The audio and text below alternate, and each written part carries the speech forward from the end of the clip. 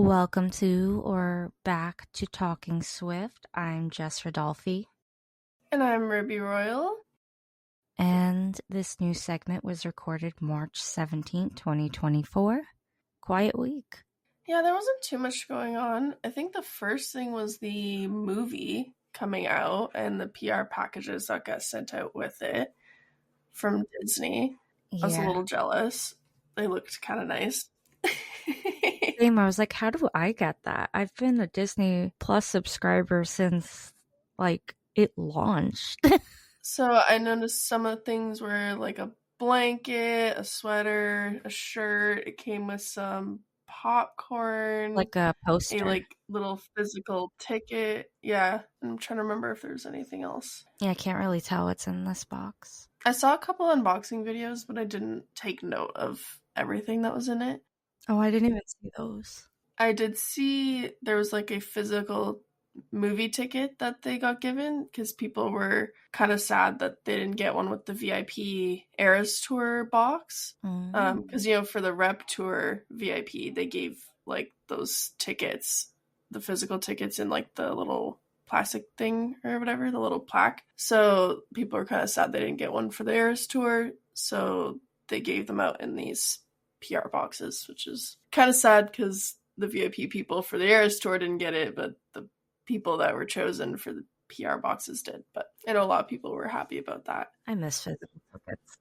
The blanket seems like a weird shape, though. It's very, skinny, narrow. Yeah, but I find that's a lot of these, designed blankets. Yeah. I was going to say, to move away from the Eras Tour for a second, Travis and Jason their podcast won a award for iHeartRadio Podcasts, and they made sure to thank the Swifties for helping them win that award. Oh, that's awesome. They're like, thank you, 92%ers and Swifties, because they know we boost.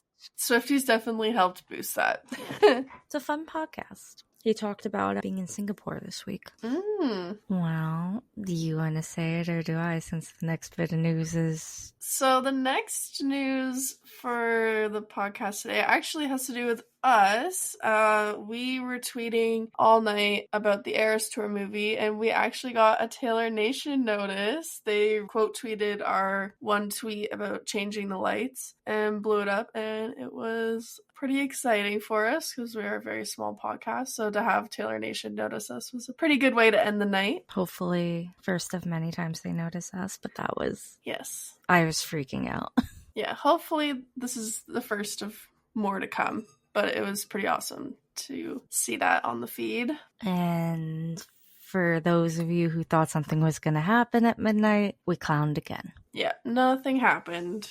And then it started to clown for 12:30. Again, nothing happened at 12:30. Poor Rubee. Meggles was messing with you.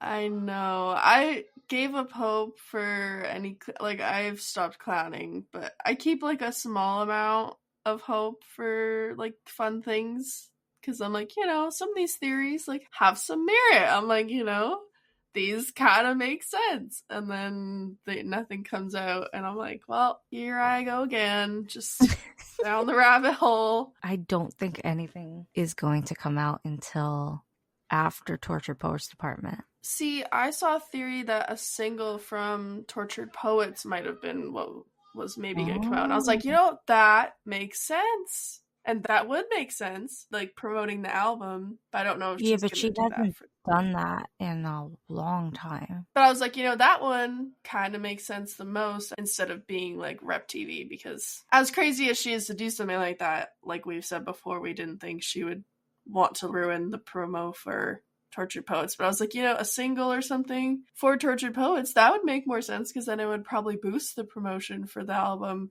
But again, nothing happened, so we were all clowning for nothing. I can't think of the last time she had a single come out before the album. Do all of her singles come out after the album? That doesn't make sense to me. Because usually singles come out first to, promote. Yeah, but Midnights didn't have anything come out before. I'm assuming Folklore and Evermore didn't either. Maybe Lover was the last one? I'll have to dig into that. I feel like Lover would be the last one that would have had a single. Oh yeah, Me came out April 26, 2019. Yeah, so several months before. Mm-hmm. So she has done it before. So I was like, that could make sense. And that will be a big promo for the album because it comes out in like a month. So it would have been kind of smart, but nothing happened. So we just. Folklore did have singles come out, but they came out after the album release. That's weird to me because I feel like singles should be to like promote, get hype going for the album before it drops. Singles are for the radio. Oh.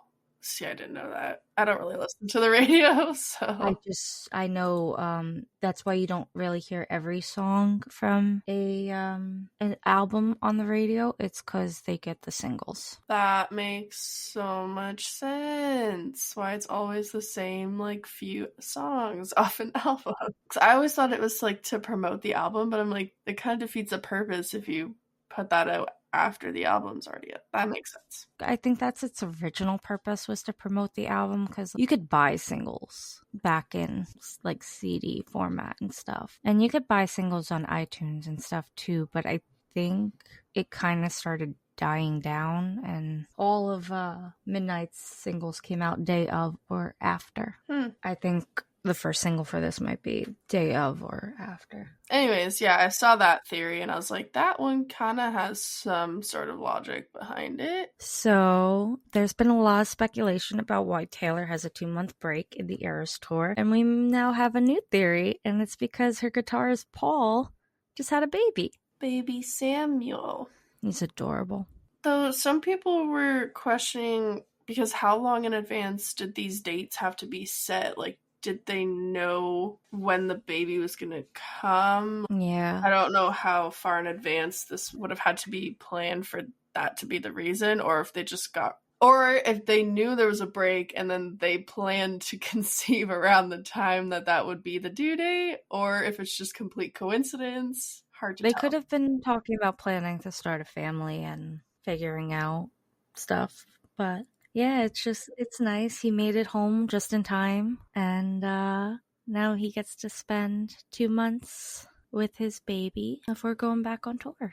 Definitely one reason for the break is Tortured Poets Department. That's what I thought, because it comes out right in the middle of the break, right? So it kind of gives her a month to focus on promotion without having the Eras tour kind of distract and stuff. Though she didn't, although those were re-records, I was going to say she didn't take a break between Speak Now and 1989. She had a bit of a break with 1989, but that was because football season, so she couldn't perform in the States. And I guess it overlapped probably some other things, and that's why, like, November was... Stadium tours are hard because of the sports that normally occupy said stadiums, so... Yeah. I was gonna say, that does make sense, though, to take the break for Tortured Poets being a new album. Then that way Taylor Nation and her can just focus on promoting the album and not have to worry about promoting Eras tour stuff at the same time. Yeah. All their focus can go towards the new album, because they kind of knew that they would have a good number in listenership with the recordings or the re-records, because they know Swifties, right? Though I'm pretty sure they're not super worried about Tortured Poets because Swifties, but no, but they do need to do stuff for awards. Yes. And I'm sure she's going to be recording music videos and stuff in this time also, because those have to go. That would be smart.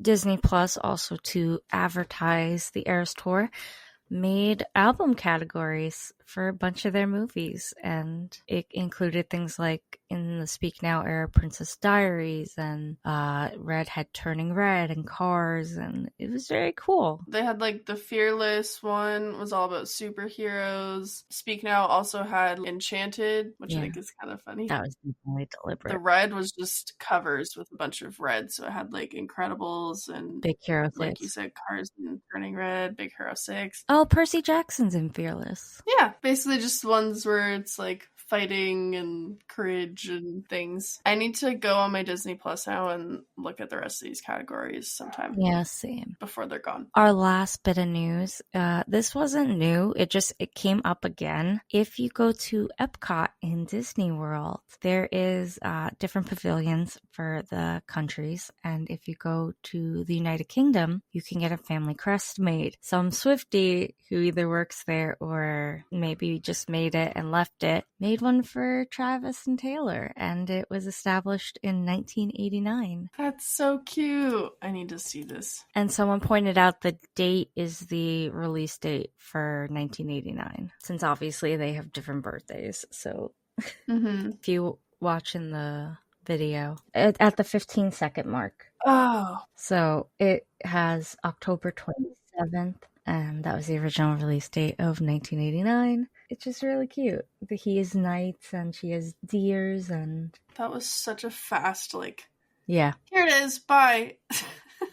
Yeah, it's if you're looking at the TikTok, it's at the 15-second mark. It's really cute, and there's no Swiftie Easter egg in Disney. That is all of our news for this week. Bit of a quiet week. Yeah, I'm sure next week's gonna be quiet too, because we don't have the Eras Tour movie, and Taylor is still on break. That's okay. And we hope you enjoy the episode. Yep, it's gonna be a good one. I'm Meggles. We're recording this episode on January 28th, and today we're going to talk about Reputation. I love this album. Yep, same. We've talked about this. I was looking over it just to make sure that I kind of knew all the songs, and I literally was like, damn, there's not a skip on this entire album.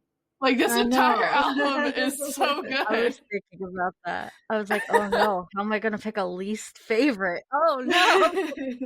Favorite or least favorite, but we'll see how I feel after. Yeah. I don't know how I'm going to pick a favorite either. Oh. Yeah, that's what I was saying. I was like, I don't know how to pick a top or bottom on this. This whole album is good. Yeah. I was like, oh, there's gotta be one song that I, like, don't really listen to. And I'm like, nope. I'm looking at the whole list. I like every single one of these songs. This is a problem. I mean, it's not a problem. It's a great album. But, like, it's a good problem to have. It is a good problem to have. While I was listening to this at work, I had to resist the urge to do the Eras Tour choreography for all the songs. I was like, no, you can't start, like, shaking your butt at work. I work in a warehouse. I can't do that. So, we've established we love this album. I think we all have the same thoughts on that. When did we first listen to the album? I first heard the song Look What You Made Me Do. I watched the lyric video when it first came out, and I instantly loved it. And it came out at a really important time in my life. Again, this happens a lot with her music, but this one, just like, the timing was so perfect. I needed it really bad, and it helped me get through the rest of that summer.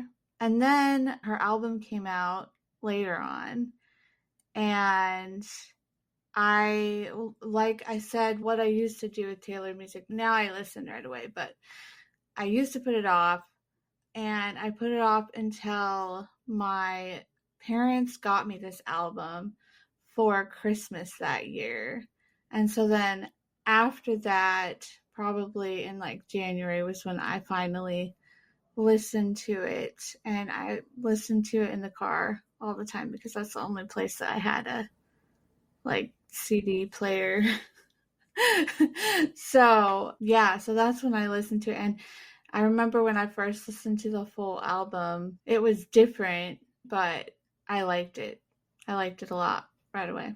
So the first time I listened to the album was when the music video, Look What You Made Me Do, came out. And I was like, oh, I really like this. Let me go check out the rest of this album because I feel like this is going to be my vibe. It actually did come out not as I was going through something. I think it came, I'm trying to figure it out. I think it was after. I essentially went through kind of what Taylor did. I had somebody stab me in the back and played nice to my face and was trying to turn everybody against me. And so listening to this album was like cathartic.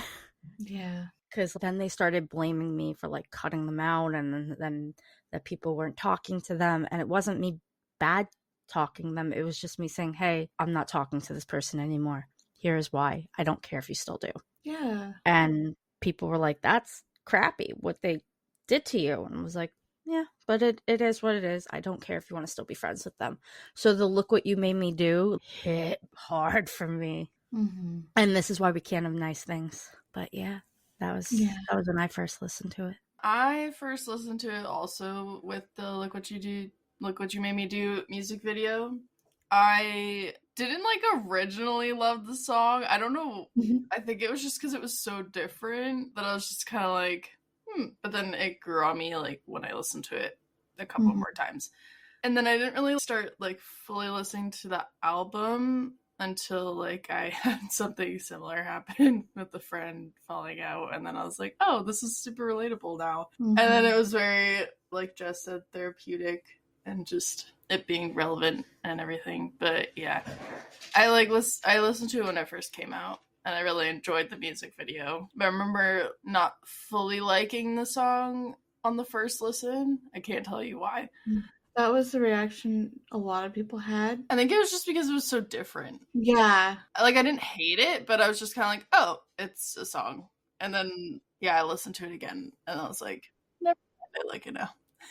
You know what else I think it is? Before everything happened with going into isolation, she was hinting at a new album. And then all of a sudden, she had to go into isolation for a year. And then this came out, and it was so different from what we were expecting. I think some people were taken aback. It was very different. But she wasn't the same Taylor. Yeah. The old Taylor was dead. Exactly. The happy, fun, poppy Taylor was dead. I mean, we get to see her again and love her, but in this moment, she was not happy, fun, poppy Taylor. Yeah, and a lot of people didn't like that. Yeah, I didn't necessarily not like the song. I just thought it was different, and I didn't love the song on the first listen. I listened to it and I was like, okay, this is different. We don't hate it, we don't love it, we're just kind of it's neutral. And then I listened to it again and I was like, okay, I'm kind of getting the vibe, this is kind of fun. And then shit went south friendship wise in my life, and I was like, okay, no, I like this song, this is a good fucking song.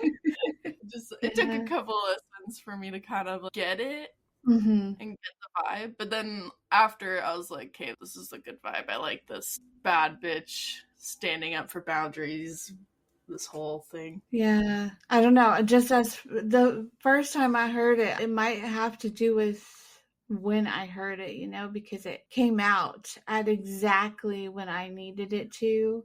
Yeah. The timing was so perfect for this one. For context for people, so when Jess was talking about the year of isolation, she deleted all of her social media and everything, right?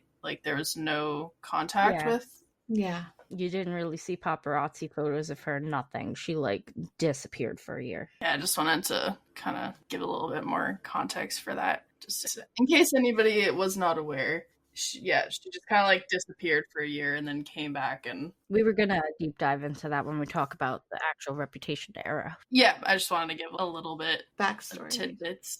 But yeah, we were gonna do a different episode that fully deep dived into the whole life of why Reputation came out and all that. But yeah, I just wanted to give people a little bit of information when she said isolation, in case anybody doesn't know what she's talking about. I was looking up a quote because when I was talking about the poppy happy Taylor, it reminded me of a quote from Heather's. If you were happy every day of your life, you wouldn't be a human being, you'd be a game show host. That's pretty fair. Yeah. And I mean, people did her dirty, so. Oh, yeah. Yeah. 100%. Yeah. I completely understand. We didn't find out how dirty until 2020. Yeah. Yeah. And then the whole snake thing, a lot of people didn't get that. I was going to say, the reason the snake kind of represents this era is because they called her a snake. Yes. Wasn't it just Kim posted a bunch of snakes? Yeah, but she also sent all her fans to comment on all of Taylor's stuff with snakes, which is why Taylor went dark. Because she was like, I can't take this. And wiped everything. Yep, so everyone was calling her snake, so that is why she just owned it. She reclaimed it and changed it around. And I love that fact about it. And that's one reason that this album is iconic.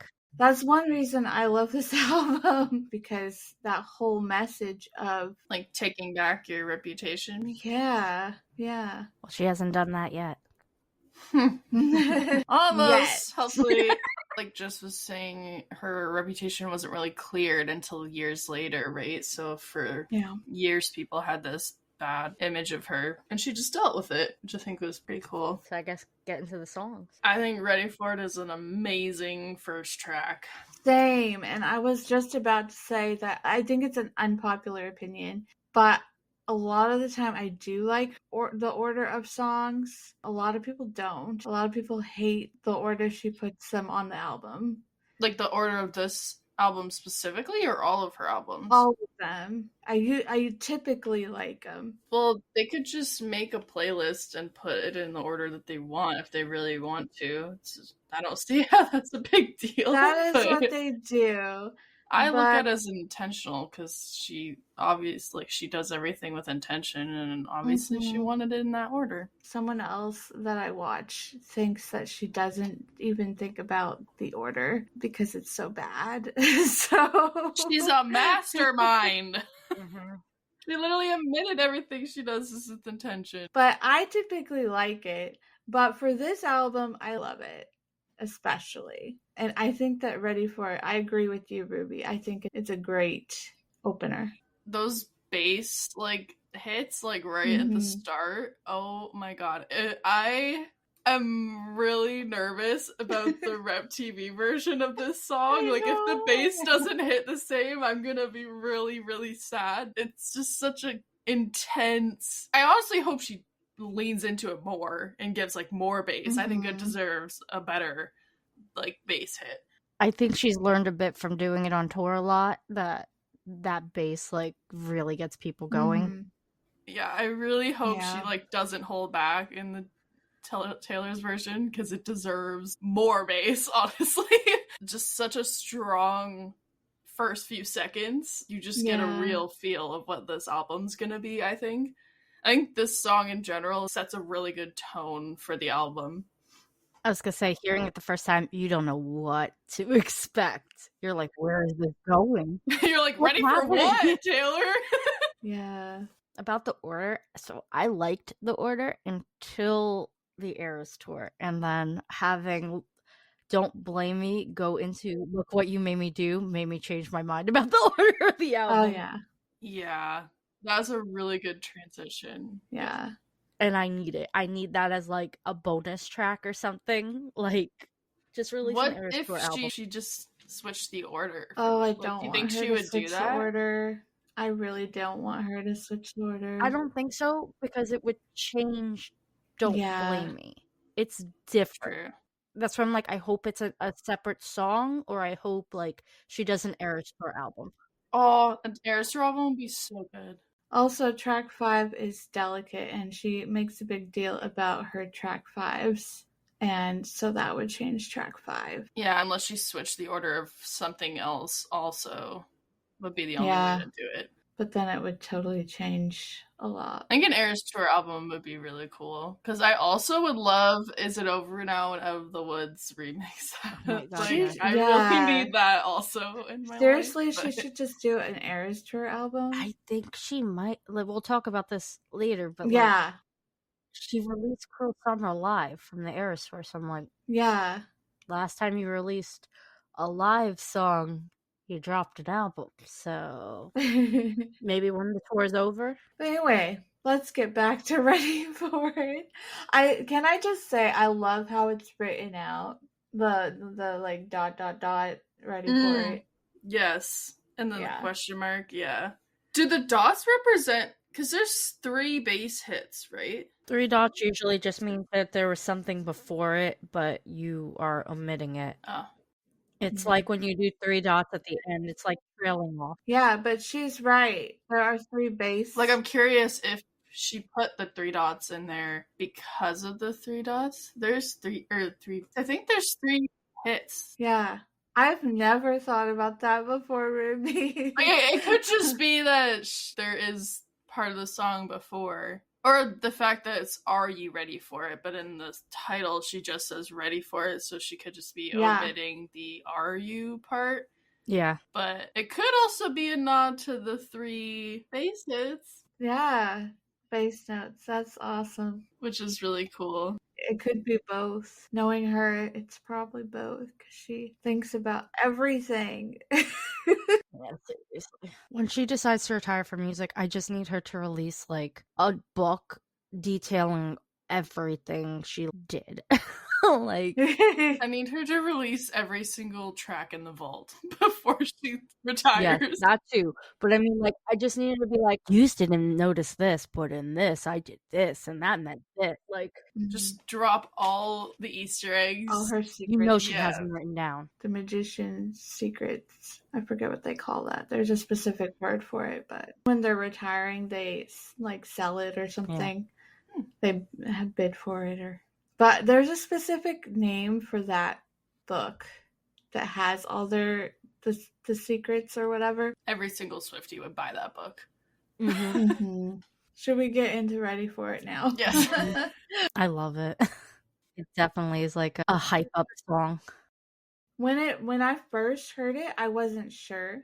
I didn't hate it though, but it was so different, and it was like kind of rapping, you know. It was just so different. So I wasn't sure how I felt about it, but I think I was pretty sure I liked it, but it just was weird coming from Taylor to have, but it grew on me super fast. Yeah, I agree. It is like a weird sound to hear from her because you've never heard anything like it before. But like I said, I think it's a great like first track. Like it sets the tone of the album really well. Is there any lyrics that are super like I love interesting or like any that stand out to you? Because I'm kind of looking and none of them really speak to me, but I do like the song as a whole. I like the verses. I really like the verses because it's a real play on words. Knew I was a robber first time that he saw me. Stealing hearts and running off and never saying sorry. So she's talking about how she was a heartbreaker before him. I was actually gonna bring up a line after that with the, but if I'm a thief then he can join the heist and we'll move to an island and he could be my jailer, Burton to this Taylor. I was like, dang, way to put your own name in a song. I know. I got this. Yeah, I think that's like the one sort of like memorable line for me was the Burton to this Taylor because I was like, oh my god, she just said her name. It was crazy. Well, I love the beginning too. Knew he was a killer first time that I saw him. Wondered how many girls he loved and left haunted. But if he's a ghost, see, I love this play on words. I love the play on words so much. Haunted, and then if he's a ghost, then I can be a phantom. It's going into more of that same metaphor. I just love the play on words in this song. It's so fun. And it also is like throwing back to before they met. That's what it's about. What you were doing before you met me, and then this is what I was doing before. Yeah, it's talking about like their past before they came together. I was trying to find it. Did she ever say where she isolated herself or no? She keeps bringing up island and lights down low. No one has to know. I've seen a post about it for sure. Yeah, because she also said we'll move to an island. Yeah. So I'm like, did she go to an island? I can't remember. Like I love her little digs at her exes in this song. Mm-hmm. Like she says younger than my exes, but he acts like such a man, and I'm like, damn. Yeah. And then the other one, every love I've known in comparison is a failure. I forget their names now. Like, oh. Yes. So I good. love it. See, these are still good lyrics. Mm-hmm. Even though it's not like I think it's more supposed to be about the music than the lyrics, like this song specifically. It's not as emotional. Maybe that's the word I'm thinking of. There's a lot of metaphor in this song. Yeah. Though. So it's still like really clever lyrics. Mm-hmm. Especially since they rhyme and they play on each other. I do like the way they like kind of they flow for sure. Mm-hmm. I was gonna say I also feel like this one's not as maybe like I don't want to say deep, but like yeah, that's what I was trying to. I think that's what I was trying to Like, say. Because they do have a deeper meaning than. yeah, it does, but compared to some of the songs like on other albums, Yeah, I think that's what we were all trying to say, and nobody could think of the word. but at the same time, it's getting you ready. Are you ready for it? Like the rest of the album, because the rest of the album, like deep dive back. Like I said, I think this one's supposed to be more of like just a musical. Like it's more supposed to be about the music and kind It's of hyping prepping, you up for what you're about to listen to. more than the lyrics. Even though she still does have great lyrics in this song, Yeah. I don't think it's supposed to be as much about the lyrics. I love the like a vendetta. Yeah. And her little moans in this.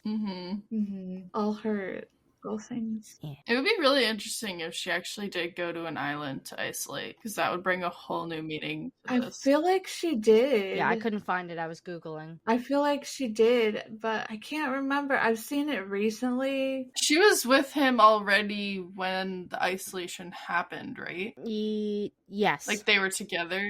They got together in 2016. She would have maybe been isolated with him somewhere. So yeah, it could be an island. That would be like the only place where paparazzi wouldn't find her, really. Like a private island or something. It could just be a theory from this song. It might just be like an island in New York, but I think she was in the UK. oh, she was in the Yeah, UK. I think she was in. That could be an island there too, because they have islands off the coast as well. Because she also says about flying back and forth in Lover, Uh-huh. which made me think she was. Also, she was here. They would have found her. Yeah, and they were together at this point anyway. Yeah, that's what I was asking about. It's definitely easier to hide in the UK. Oh, the Burton to this Taylor is a reference to Elizabeth Taylor and Richard Burton. But also, her name is Taylor. Yeah, it's like the Burton to your Taylor, but like this Taylor. Yeah. That's a fun little... Okay, end game, which I also wasn't sure about when I first heard it, but I grew to like it. I think that's a lot of this album. It was a different sound, so I had to get used to it. And then once I was like, this is what it sounds like, I kind of was able to enjoy the songs more once I kind of got over that little thing. I love this song so much. It's a great song. I might have a controversial opinion here. I kind of want a version without Future and Ed. I like them in the song, but I want to hear just Taylor's version. Yeah. I could see that. It did throw me off a little bit when Future came on the first time, and I was like, what is this? It's not the first time she's had Kendrick Lamar on 1989, but I was just like, oh, okay. Yeah. There's another person here. Oh, and then there's Ed. Okay. I do like their verses, but I do understand that I think a version with just her would also be really good. Yeah, I love Ed's verse, but I kind of want to just hear what her version would be without them. Like what her two other verses Yeah. would be. I could see that. I also have to laugh every time she says, I want to be your A-team, because that's Ed's hit song. I was just going to say that. I was like, I literally was about to be like, I wonder if she wrote the A-team part in there, like, for Ed. But I don't know. I think A-team is a pretty common thing. But I was really just thinking that in my head that, like, A-team is an Ed Sheeran song. I mean, come on, we're talking about Taylor, though. She is a mastermind, and she is really good friends with Ed as well, so... This is the second song they did together. Yeah. Future also says come to the A side. So they all have a little A part in here. Yeah, but she could definitely been inspired by Ed. You know what come to the A side makes me think of? What? Kids today won't understand this. But remember when you would have cassettes and you had to flip to the B side when the song was over? Yeah, that's true. Huh. Or even vinyls. I've always been wondering what that's about. Yeah, that's what it kind of makes me think of. Come to the A side. I could be wrong, but that's just what it made me think of, was like the A side of the track. It's interesting too that Future says I got a reputation that don't precede me, and then both Ed and Taylor say that their reputation precedes them. Yeah, that's Ed says reputation precedes me, and then Taylor also says reputation precedes me. But Future says, yeah, I don't know much about Future. Don't precede me, which is interesting. I've always found that part interesting, that he's the only one that says it doesn't. Yeah. And both the other ones do. Plus, it's kind of weird that there are 3 people in this song. Yeah, I think that's what throws me. That throws me off too. I mean, I love the three people in the song. I'm not a huge Ed Sheeran or Future music listener on their own, but I love them, and I like the balance in this song of the three people. I think I like it. Me too, but for what the song is about is kind of weird. Yeah. I don't know. It's just a different choice because it's confusing in the story. You know what I'm saying? Yeah, but I also think if her and Ed had just sang this song, people would then be like, "Oh, is she with Ed?" Oh well, yeah, of course they would. Yeah, be, but are they each other's Ed girl? They've collabed before, but yeah. Is there anything do you know about Ed's story of the importance of the 4th of July? In his verse, he says, "After the storm, something was born on the 4th of July," and I'm wondering if that's a reference to one of his past relationships or something, or like if he was currently seeing someone at the time that it was about. Or I was thinking born on the 4th of July, like the fireworks of it. Oh, true, because after the storm, yeah, so it could just be about this guy. I don't really listen to Ed Sheeran, so I was, I don't look into his life at all, so I was just, that makes sense, actually. But also he's British, so they don't really celebrate July 4th. Yeah, exactly. Did he date an American that he would have been there for the 4th of July with? I feel like it's a metaphor. Probably. Did they write their own verses for this? Yeah, they're credited as writers. Okay. And I was like, maybe Taylor just wrote that for him. Well, she could have helped him with a rhyme, but yeah, they could have all collaborate on worked each other on it together. Yeah, I love Taylor's verse though. I love where it says, "And I bury hatches, but I keep maps of where I put them." I love the line, "I swear I don't love the drama, it loves me." And I love that so line good. too.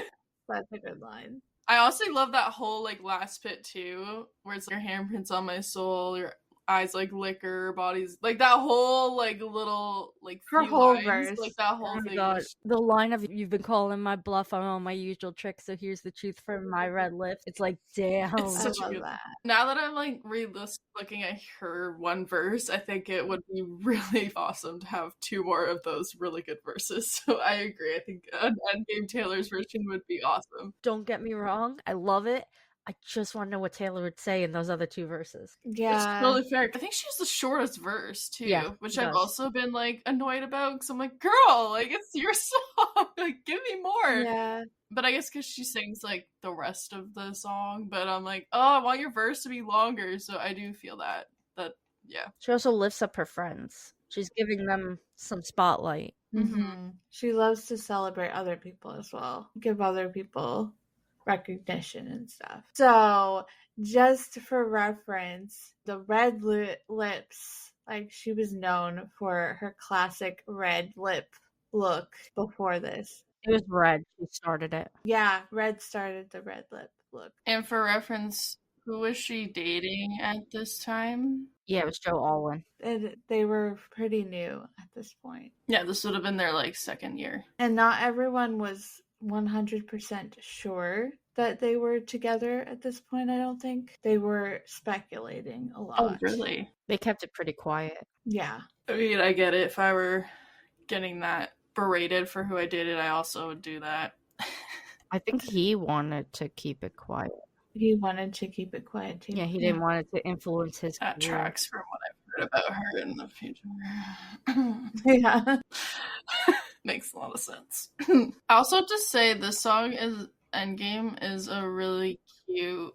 People don't think of Reputation as a love song, love album. Mm-hmm. But this song, I mean, I think it's a love song, but yeah. Saying you want to be someone's endgame, that's pretty serious. People don't ever think of Reputation as a love album. They're starting to. Oh, yeah. Yeah, people are starting to. I think it's just because they've been looking into it more because of Rep TV coming. Mm-hmm. Reputation's finally getting some more attention from those that are just not Rep stans, from the rest of the family. Yeah. It's finally getting some recognition. We kind of touched on this in the Lover album, how Lover is more of a self-love, family love, friend love, love kind of album. And this is the love album. Yeah. Yeah, this is like the beginning of falling in love. Yeah. Yeah, like the honeymoon phase. Mm-hmm. Yeah. All right, so next is I Did Something Bad. I love this song. I But love my this song. favorite version of this song, which I hope gets put on a streaming site somewhere, like Spotify or whatever, is the Reputation tour version, like the live version of this song. Like, changed my soul. Like, I love that version to the point that this version doesn't feel right anymore. Not gonna lie. Like, it kind of makes me sad having to listen to this version because that version is just phenomenal. Like, she knows how to put on a live, like, just like how she transformed that song. Her live versions are so unique, and I think she does that to give you the incentive to go to hear it. It's like an exclusive version you get to hear. Yeah. Yeah. I wish I was more of a fan, like, back when the tour was happening, because Rep Tour looked like so much fun. I'm so sad that I wasn't, like, a big enough fan to want to go and pay money at the time to go, but that would be something if I could travel back in time, would be to watch this tour live. I was poor. I couldn't go. Yeah, I was poor too. I couldn't go. To start the song off, I love the first line.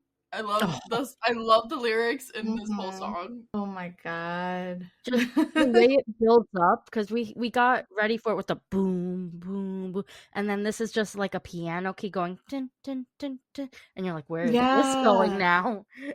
What's about to happen now?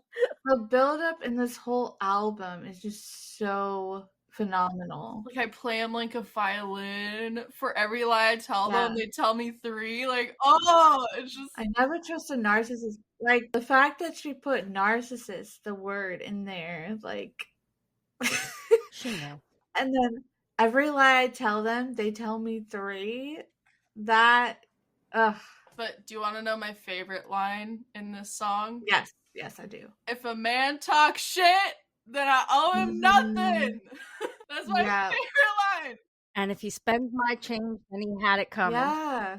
Oh, this song is amazing. I love this song. It's just such a, like, the lyrics just hit. Oh, I love they're burning all the witches, even if you aren't one. They got their pitchforks and proof, their receipts and reasons. Oh, yeah. I love the bridge, yeah. They're also, like, so up at this point, she's been accused of being a witch for I don't know how many years. I mean, she's still getting those witch rumors, but, like... There's so many TikToks where it's, like, never fighting the witch allegations. Nope. Nope. Every lightning strike during the Eras tour, everything. She can't fight the allegations at this point. But I love how she's just like, they're burning all the witches, even if they aren't one, proving, like, even if you're innocent, if they say you're a witch, and if they think they have proof. Yeah, they got their screwed. receipts and reasons. Yeah. Yep, like, yeah. Oh, just this whole song is just full of amazing lyrics. Like, the whole I'll fly them around the world and let them think they saved me, and I'm just like, oh, yes. Oh, Taylor, what are you doing? It's just so good. Also, then, like, I got the money, get on my private jet. Do you got a private jet? No, I got a private jet. Also, I love how it's spend my change and not spend my money. Yeah, because all he gets is change. He gets this little allowance they find in her couch. Anyways, that's how I feel about this song.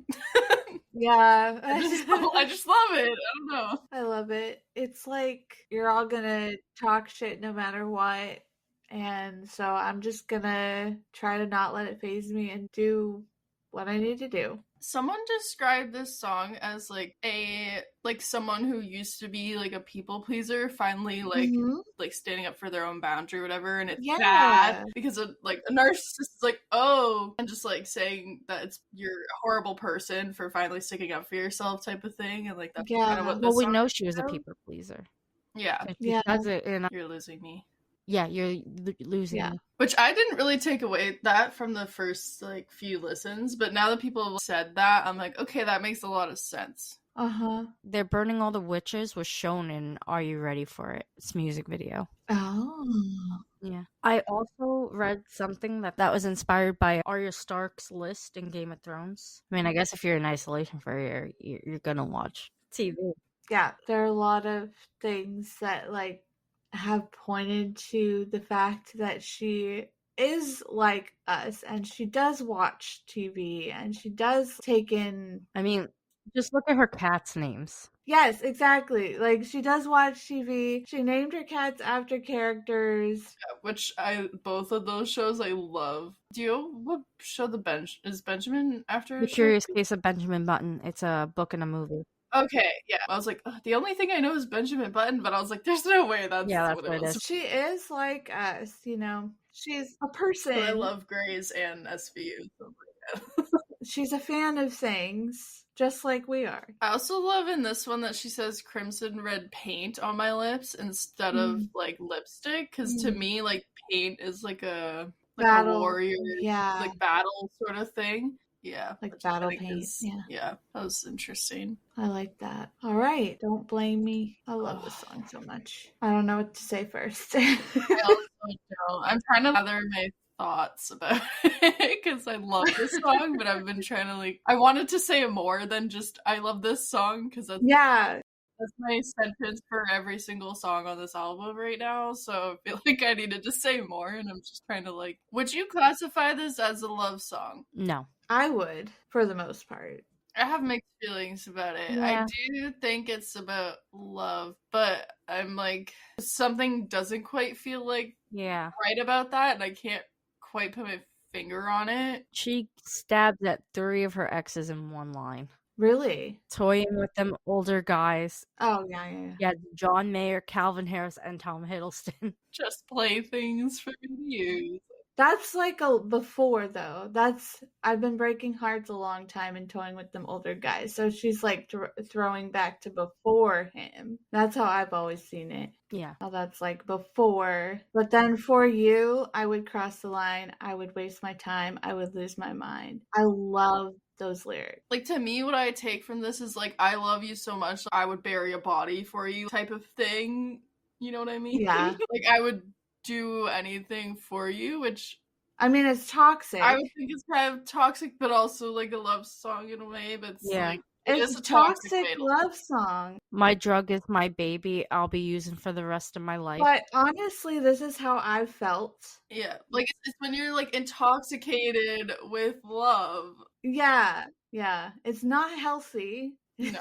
But this is how I felt before. I love this line too. I would fall from grace just to touch your face. If you walk away, I'd beg you on my knees to stay. Like that. Ugh. Both of those parts of the song, those are my favorite. When I'm thinking back, this is how it feels to love a narcissist, like a manipulator. Yeah. They make you feel this high. Mm-hmm. When you're in love, you feel like you're on drugs, you're just intoxicated and on a high with love, and you're just infatuated with them. Yeah, because you feel desperate. Yeah, she talks kind of about being in the dark, and then something happened, and I would just do anything for you, hiding my obsession. Mm-hmm. It's a very I love this song, and it just makes me feel all the things. But when you dissect it, I think this is what you feel when you're in a manipulative, toxic relationship. More. Maybe that's why I feel like it's not a love song. Yeah, that's why I feel it's a love song.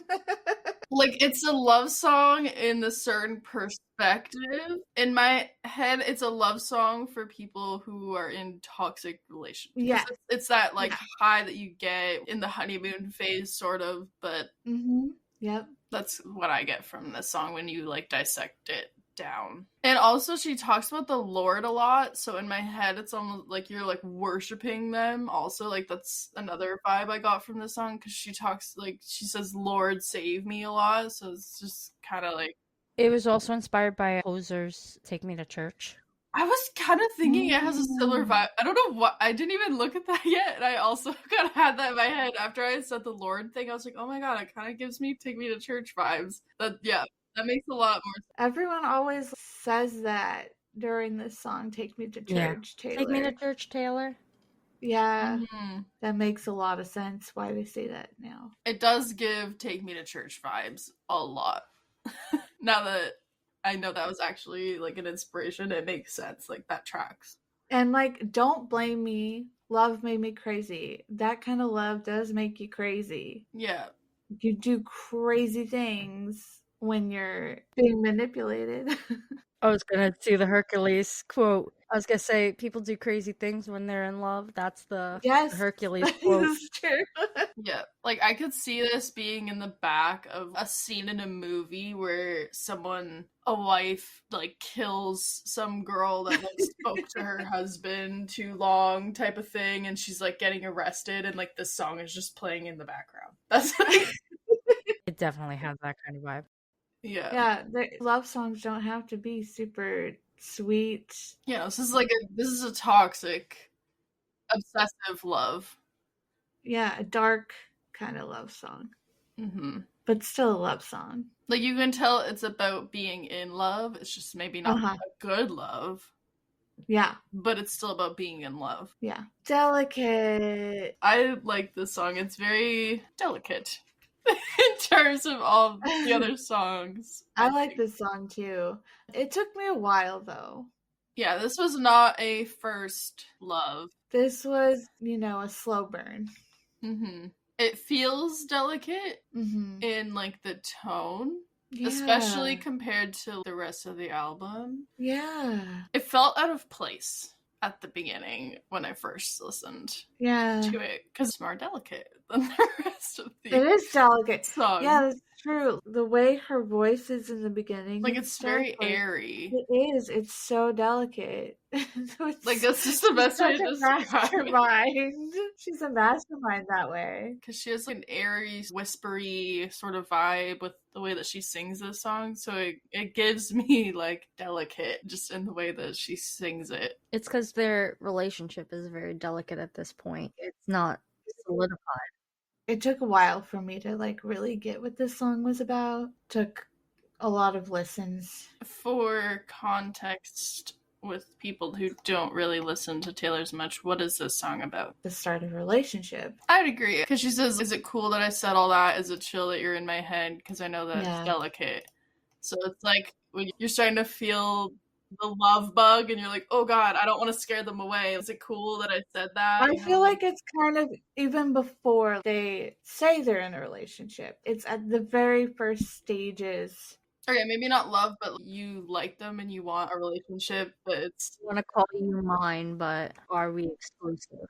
Yeah, because it says I like you. Yeah, it's like we've been going on dates and I really like you, but are we there yet? Sort of thing. Yeah. Yeah, because it's talking about being in a dive bar and I'll meet you in the back. And like him like texting her or calling her, not sure which, but reaching out through the phone for a meetup. Probably one of those you up text. Yeah, exactly. That's what it seems like to me. Like, and do the girls back home touch you like I do? See, it's like not exclusive yet. You're not mine yet. Stay here, honey. I don't want to share. Yeah, it's very... Yeah. Sometimes when I look in your eyes, I pretend you're mine all the damn time because I like you. Yeah. Yeah. It's definitely a... I want this to be more stage. Yeah. It's like, I can tell I like you a lot, but I don't want to rock the boat type of feeling. Yeah. It's like, I don't want to scare them away, but like... Yeah. I want this full-time sort of thing. I've totally felt this. It's definitely relatable. It just took me a while to get it.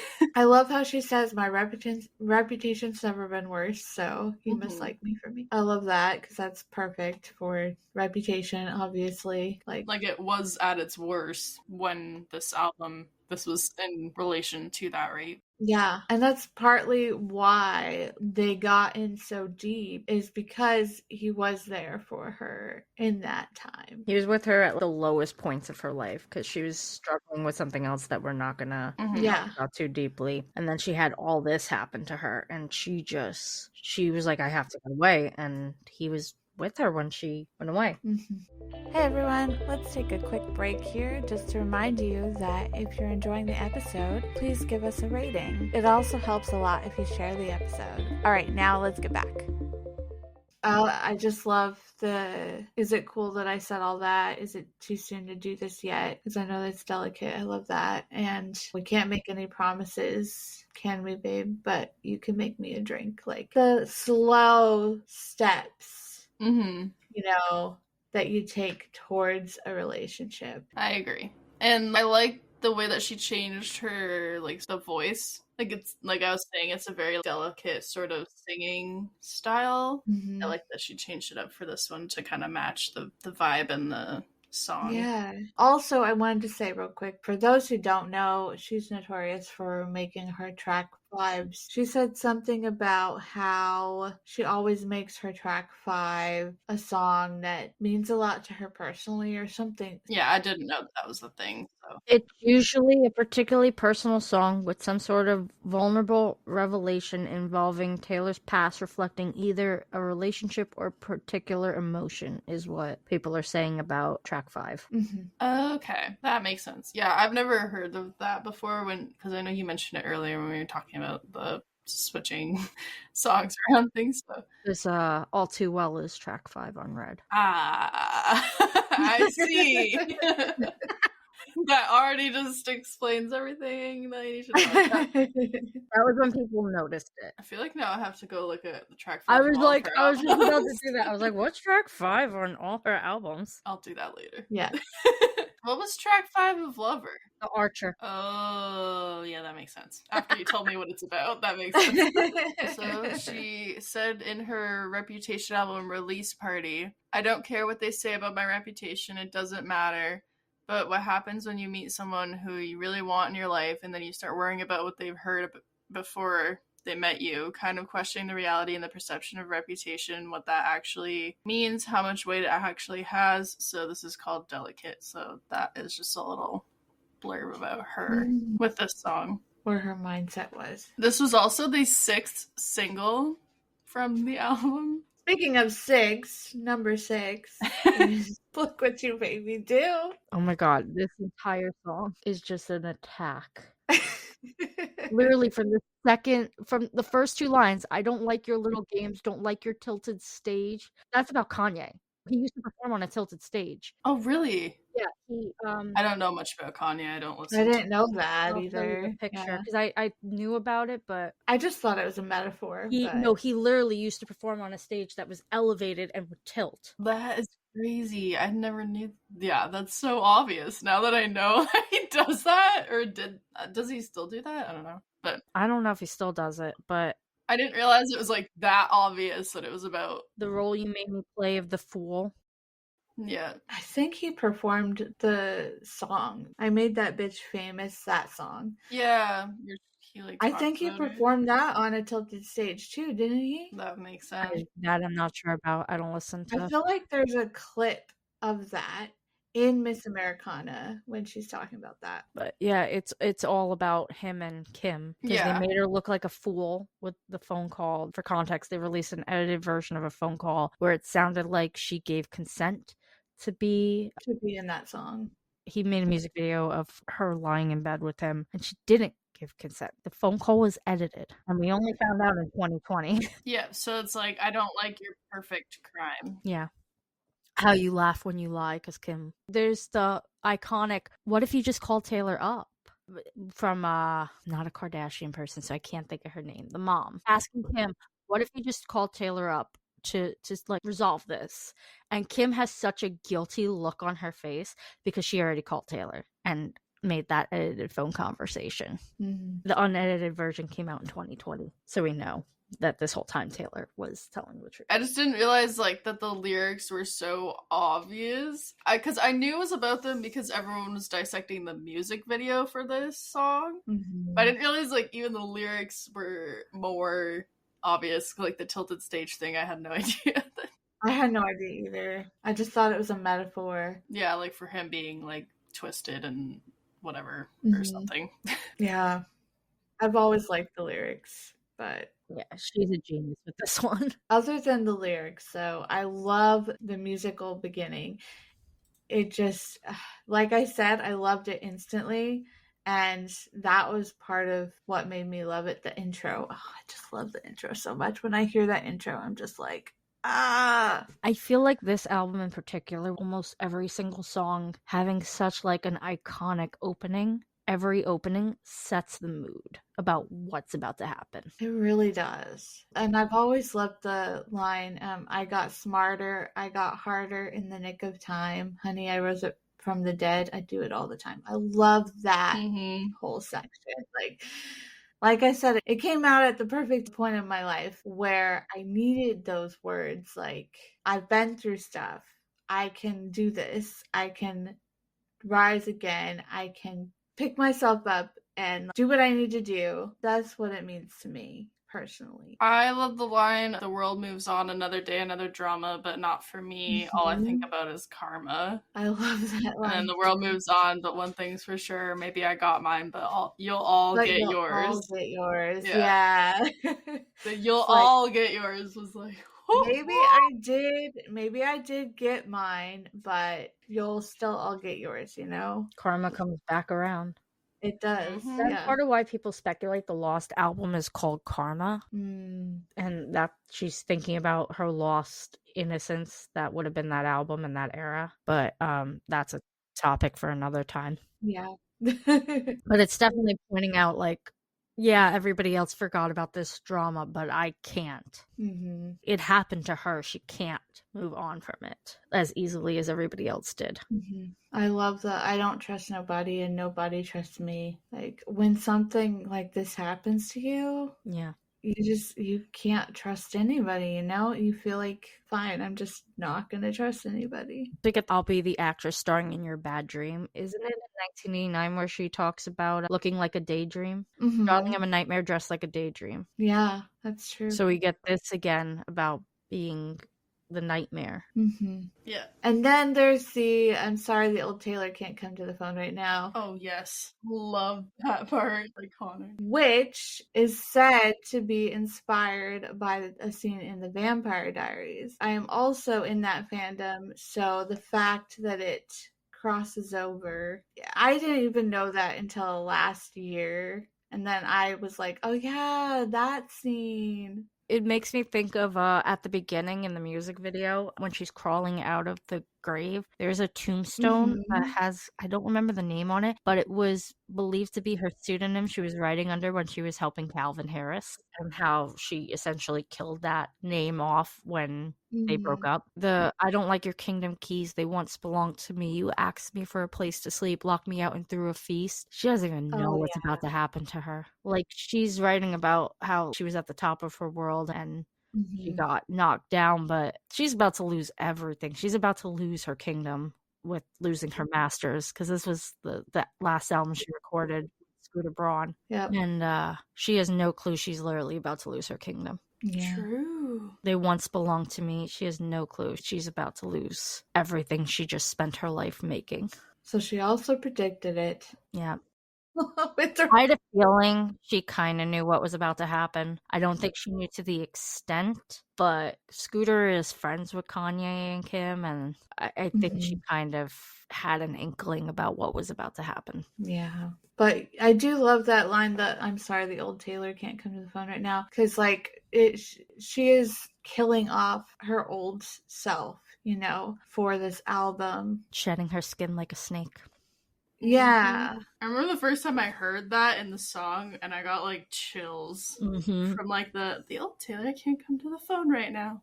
Oh, why? Because she's dead. And I was like, what? Seeing that in the Eras tour is just that knee drop. Oh yeah, and then I love this music video too. I'm not going to get too into it because we're going to do that in a different episode. But the end of this music video, oh my gosh, I love it so much with all the Taylors. I was gonna say, I love that moment. For context, this is a music video that has all the different Taylors in it at the end. Is this when they're climbing up the mountain? Because they're also lined up in the airplane hangar. I don't remember. They're like standing in a line in this one. Yeah. Though. There's also one when they're climbing up the mountain fighting each other. I can't remember. But I'm so happy she continued to use the multiple Taylors. Like we see it in the Capital One commercials. She does. And on the Eras tour. And it's great. Yeah. I think it's this one that sampled Mean Girls. I saw a clip that it samples a clip from the scene in Mean Girls. I think it's the scene with the Halloween party when there's like the intro music or something. Someone said that it sampled that because someone called her Regina George or something. So she sampled a clip of the music from Mean Girls in it. Yeah, it had a lot of Regina George references. Apparently this song has a lot of Mean Girls things about it and stuff. They always just make references to Mean Girls with this song, Look What You Made Me Do. Should we continue? All right, so it goes. It's interesting to note that Ready for It has the 3 dots at the beginning. This has them at the end. That is interesting. And it's like the middle. I have another theory about the dots just now, because So It Goes has the 1, 2, 3 at the end, right? Oh. It's not at the very end. It's in the bridge. It's So Baby Who's Counting 1, 2, 3. It's at the end of the bridge. But also, this is the middle of the album, which is very interesting. There's still an after to So It Goes, because it's not the end of the album. So there's ... Huh.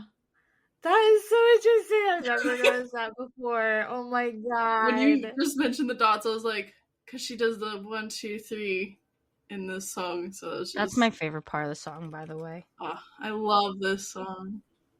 Seeing where we're at in the album, like the list of songs, because we're right in the middle. Yeah, there's 15 songs. I love this song. Yeah. I don't really have much else to say other than I just love this song. This is one of my favorites, I think, off of the album currently. This is one of my least favorite. Really? I still like it. Like you said in the beginning, there's no skips. That's how I feel about this album. But sometimes I would skip this song, but I still like it. Yeah, sometimes I just skip like anything off this album if I'm like not in the mood to feel angry. Yeah. Because I have like, Taylor stuff on like shuffle, and it'll go from like Enchanted to like Look What You Made Me Do, and I'm like, this is not the vibe that I wanted. I will never skip Look What You Made Me Do. I know, it's just like this was such whiplash. I'm like, I can't do this right now. I'm like, no. I'm fine with the whiplash. I like the whiplash. But I like the drama of it all. It is very dramatic. And I'm like a theater kid, so I like going from one emotion to another, you know? For me, it works. For other people, I could see how it would not work. But yeah. This is definitely one of those songs. We talked about Ready for It not being like a deep dive, whereas Look What You Made Me Do and this are like deep dives. I love the bridge of you did a number on me, but honestly, baby, who's counting? I did a number on you, but honestly, baby, who's counting? And then at the end, she's counting. Yeah. It's under her breath, but she's counting. Yeah. And because she says that 3 times, right? Who's counting? 3 times. So she counted the 3 times. Should we go into what we think this song is about? Because not everyone has probably heard this song. This is one of the least known. I honestly haven't like deep dived into the lyrics, so I'm not even really sure what it's about at this current moment. I just know I love this song. It's about Joe. Yeah, I think it's about Joe too. Is it a love song? Because I always kind of thought it was a love song. Okay. Yeah. I took it. How they met, lipstick all over your face. I feel like it's a love song. I love the wear you like a necklace. I don't know why, but I just love that line. Like all the pieces fall right into place. Like, oh, I love that part. Like the way like it does like a little pause. Like the way she sings this song is just getting caught up in the moment, lipstick on your face. So it's like they were making out. Yeah. I mean, I also love the line, you know, I'm not a bad girl, but I do bad things with you. Yeah. Oh! I was just about to say, I'm yours to keep and I'm yours to lose. I love the whole chorus, the lyrics. I really like the lyrics. Musically, it just doesn't hit me as much. So sometimes I'm not feeling it, but I still like it. I really love the lyrics. Okay, so I have 2 things. So I think musically, this song really puts me like in the moment of what she's describing. I think the way that she sings it perfectly encapsulates the tone, the moment that it's supposed to be singing about. I feel that, like, yeah. when I hear this song, it just takes me to a movie scene, like, where it would be, like, describing this moment. Like, it feels like it should be in a movie when they're having a private moment like this. The way that she sings it and the pauses and, like, the breathiness in certain parts and everything, like, I feel like it does a really good job of that. So I get why you wouldn't necessarily always want to listen to it. I never skip this song when it comes on. I love this song. It just doesn't hit me as hard. I just don't relate to it as much as some of the other ones. Mm-hmm. And then the other thing I had to say is I think it's funny because people are like, stop sexualizing Taylor. And I'm like, have you heard, like, some of the songs she's put out? This one, and then Dress, which we'll get to. I was about but, to like, say dress. this one, like, talking about, like, making out with someone and stuff. I'm like, just Yeah. it's interesting. This album is like the honeymoon stage of a relationship, so this album has a lot of sexy songs on them.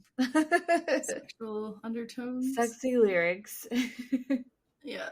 I think this album in general has a lot of songs that are, like, very, like, movie scene coded. Like, I can see a lot of songs from this album, like, being in a movie. A lot of songs, like I said, are just so good at creating a certain feeling or scene, story in your head of, like, exactly what the song is talking about. But she's always really good at that. Yeah, that's one reason I love her music so much, is because it paints a picture in your head of exactly, of like a scene of what's happening or a story. Like Her, like, very first line in her debut album, too. It starts there. She's always been good at that. But yeah, definitely with this album as well. It's just like this whole album, Yeah. whether it's the love songs or, like, the karma drama songs, all of them have a very specific movie scene that I could probably put towards it. So gorgeous. I love that this song opens with Blake Lively and Ryan Reynolds' daughter. I did not know that until very recently, which is adorable. I knew they were close, but I didn't realize that they were, like, that close, you know? You know what's funny? I recently found out how they became friends. Oh, I don't know this story. How'd they become friends? This is hilarious. Blake actually was talking bad about Taylor, and Taylor reached out to her, and they hung out. And then after that, they became best friends. What did Blake say about her? On social media or something. I'm not sure exactly what, but I just recently learned that last year. But see, when people actually interact with Taylor, then they come back around and they're like, oh yeah, actually she's really cool. Down to earth. And well, I've heard so many stories of people meeting her, and she's just, like, the sweetest. And I've seen, like, videos of meet and greets, and she's just so nice. And, like, the fact she remembers certain fans and, like, their names and, like, their social media pages and stuff. And I'm like, that is wild. Like, I don't know a lot of celebrities that do that. Yeah. I was gonna say, even, like, service industry people never having, like, when people were, like, finally revealing, like, how crappy some celebrities treat them, there was not a single bad thing about Taylor. And, like, the bonuses she's given to everyone, like, so far on the air tour and everything, like, she's just such a nice person. I think she was on Conan. I don't remember what talk show she was on. And he made a comment about a band not having benefits when they're not working, and she goes, mine do. And when you look, and this was, like, early, this was, like, Fearless, and it turned out she pays for health insurance even when she's not on tour, that her background band and stuff, she pays their health insurance. And I would believe that. They've been with her since debut. Yeah, I know. You see the same people in the tour videos. And that makes sense because you see the way she interacts with them on stage, and they're so... One guy made a post, I think, for her birthday that he's now known her, like, half her life, and showed a picture of them doing debut and then together on the Eras tour. Anyways, go back to Gorgeous. So I was gonna say how they actually got Blake and Ryan's daughter to do it is apparently Taylor was playing this song for Blake and Ryan in their house, like, to get their opinion on it, and the little girl loved it so much she just kept running around saying gorgeous, gorgeous, gorgeous. And so Taylor was like, I'm adding that. Oh my god, I love that. She really was just like, that's adorable, I need this on the track. I hope she adds it. I hope the kid now older does it, or their youngest daughter. That would be cute. Yeah. so You know what'd be really cute is if like, the older one said gorgeous and then the younger one was like, what'd you just say? And then the song started or something like that. Like had both of them kind of in it. Would be really cute. Yeah, we'll have to see when Rep TV comes out. I just get an adorable vibe from it, and I feel like it's because of the very beginning with the like child saying gorgeous. I literally never clued in that it was actually a kid. I thought it was just her like distorting her voice because I never looked into it any further. I just was like, oh yeah, that's Taylor's voice, just like really distorted or something. Some people trash on this song, though. Some people just don't Which get is it. sad. And they say It's a such a good skip, song. and it's like, what? It's the most relatable song. Everyone has crushes. Like, it's so relatable. Because she mentions she has a boyfriend, but then is constantly complimenting somebody else, right? Like, Yeah. that's what the song is. Yeah. So maybe that's why people don't like it, because they think she's, like, cheating or something. Maybe. It's like everyone has crushes. Apparently, during the secret album listening parties, she used to do secret album listening parties at her house before the pandemic. She said that the lyrics are about Joe. So then who's the boyfriend that she's got? He's older than us. Says he's older than us, and Joe is 2 years younger than her, so... Yeah, but this would have been, like, maybe she had a previous ex, and then she saw Joe while she was with somebody else? Yeah. I think it's Calvin. Okay. Because, yeah, if she says that these lyrics are about Joe, then it... He's in the club doing I don't know what makes me think of Calvin. So she must have still been with Calvin and then saw Joe, I guess? Or, Yeah. And then wrote this while she was still with Calvin. That makes more sense. Because also, there's the line, I'm trying to find it. I mean, even if you don't relate to that one line, like the rest of the song, even if you've never been in a relationship, like everyone has crushes, right? Yeah, you just see somebody, you're like, oh. Yeah, I just thought this is a cute little innocent, you're just really hot. Yeah. Like, you're too hot, I can't talk to you, because, like, you know. Yeah, I heard this song at a time in my life. I had this huge crush on somebody in my class.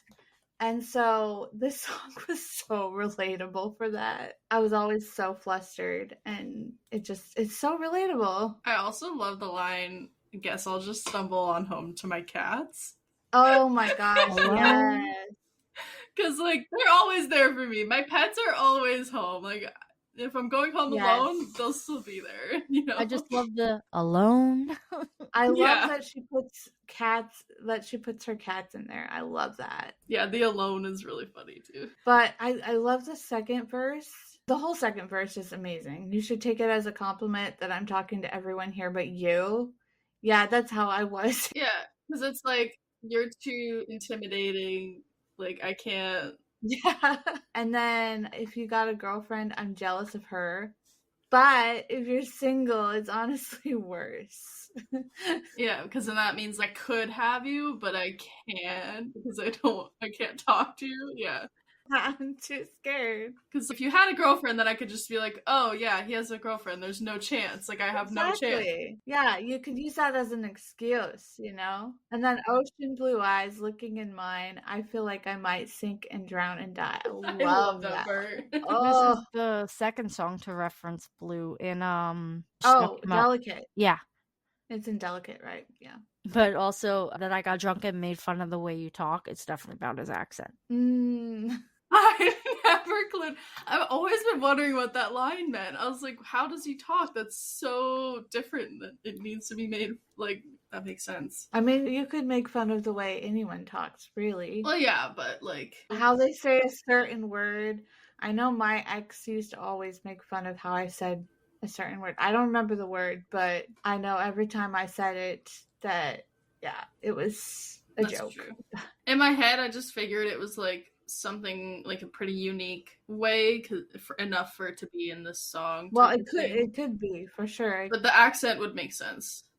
Yeah. Whiskey on Ice, Sunset and Vine, and talking about the intersections between Sunset Boulevard and Vine Street in Hollywood.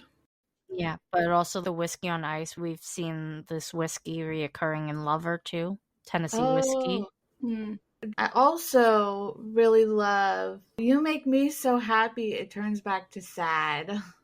That's so true. Like when you're around your crush, you feel so happy, but then you're not together. So then you get sad. Yeah. But then you're like, but I want to spend as much time with them as possible. But then you're like, but we're not together. Mhm.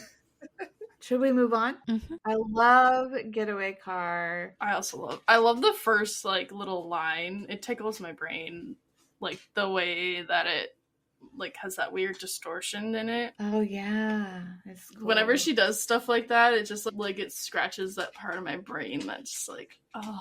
I love all the metaphors and play on words in the song. That's the best. Yeah, I just was looking at some facts, and the ties were black, the lines were white. People speculate that could be about the Met Gala where she met and danced with Tom Hiddleston while she was still dating Calvin Harris. Because she did date Tom Hiddleston around that time, too. Yeah. Wasn't he the getaway car or something? These people refer to it. Yeah. Yeah, because it's time to think about the place where you first met me. For those who don't know, this song has always, to me, it's painted a picture of a love triangle. It's like the perfect picture of a love triangle where she's with someone, but then she wants an out, and this other person is like the perfect excuse for an out. Because at the beginning she says, I wanted to leave him. I needed a reason. I was going to mention that exact part. And that says, he poisoned the well. I was lying to myself. There's a lot of speculation about how toxic her relationship with Calvin Harris is. You can kind of tell it wasn't a great one. Yeah. Just from some of the interviews he did while dating her. Yeah, because then it's like, with the three of us, it's a sideshow, and a circus ain't a love story. It's very interesting. I love, and now we're both sorry. We're both sorry. And the think of the place where you first met me could mean literally, but also could mean like think about where you first met me. I wanted to get away from that relationship, and so I'm going to want to get away from our relationship. Kind of like well, you should have known that this is how it would end because of how we started. I remember watching like a video clip of her like kind of writing this song and writing the lyrics and stuff, which made me like this song even more. I was like, damn, it was really cool to see her process. I was like, oh, I guess I'll go listen to Getaway Car again. If I must. Twist my arm. Now you go listen to it again. That's how this week was of, oh, I have to listen to Reputation again? Oh, no. I know. Gotta do my homework for the podcast. Dang it. Dang, I gotta listen to Taylor. We were Jet Set, Bonnie and Clyde until I switched to the other side. It's no surprise I turned you in because us traitors never win. It's like what I was saying is you should have known that this is how it would end because that's how it started. Yeah. Yeah, and Bonnie and Clyde actually end where they both die. Mm-hmm. But she switched to the other side, so they didn't end like Bonnie and Clyde. They didn't die together. That's true, yeah. And then I love the progression of the end. I was riding in a getaway car. Then it goes to I was crying in a getaway car because that's worse than riding. And then I was dying in a getaway car. It's worse than crying. And then said goodbye.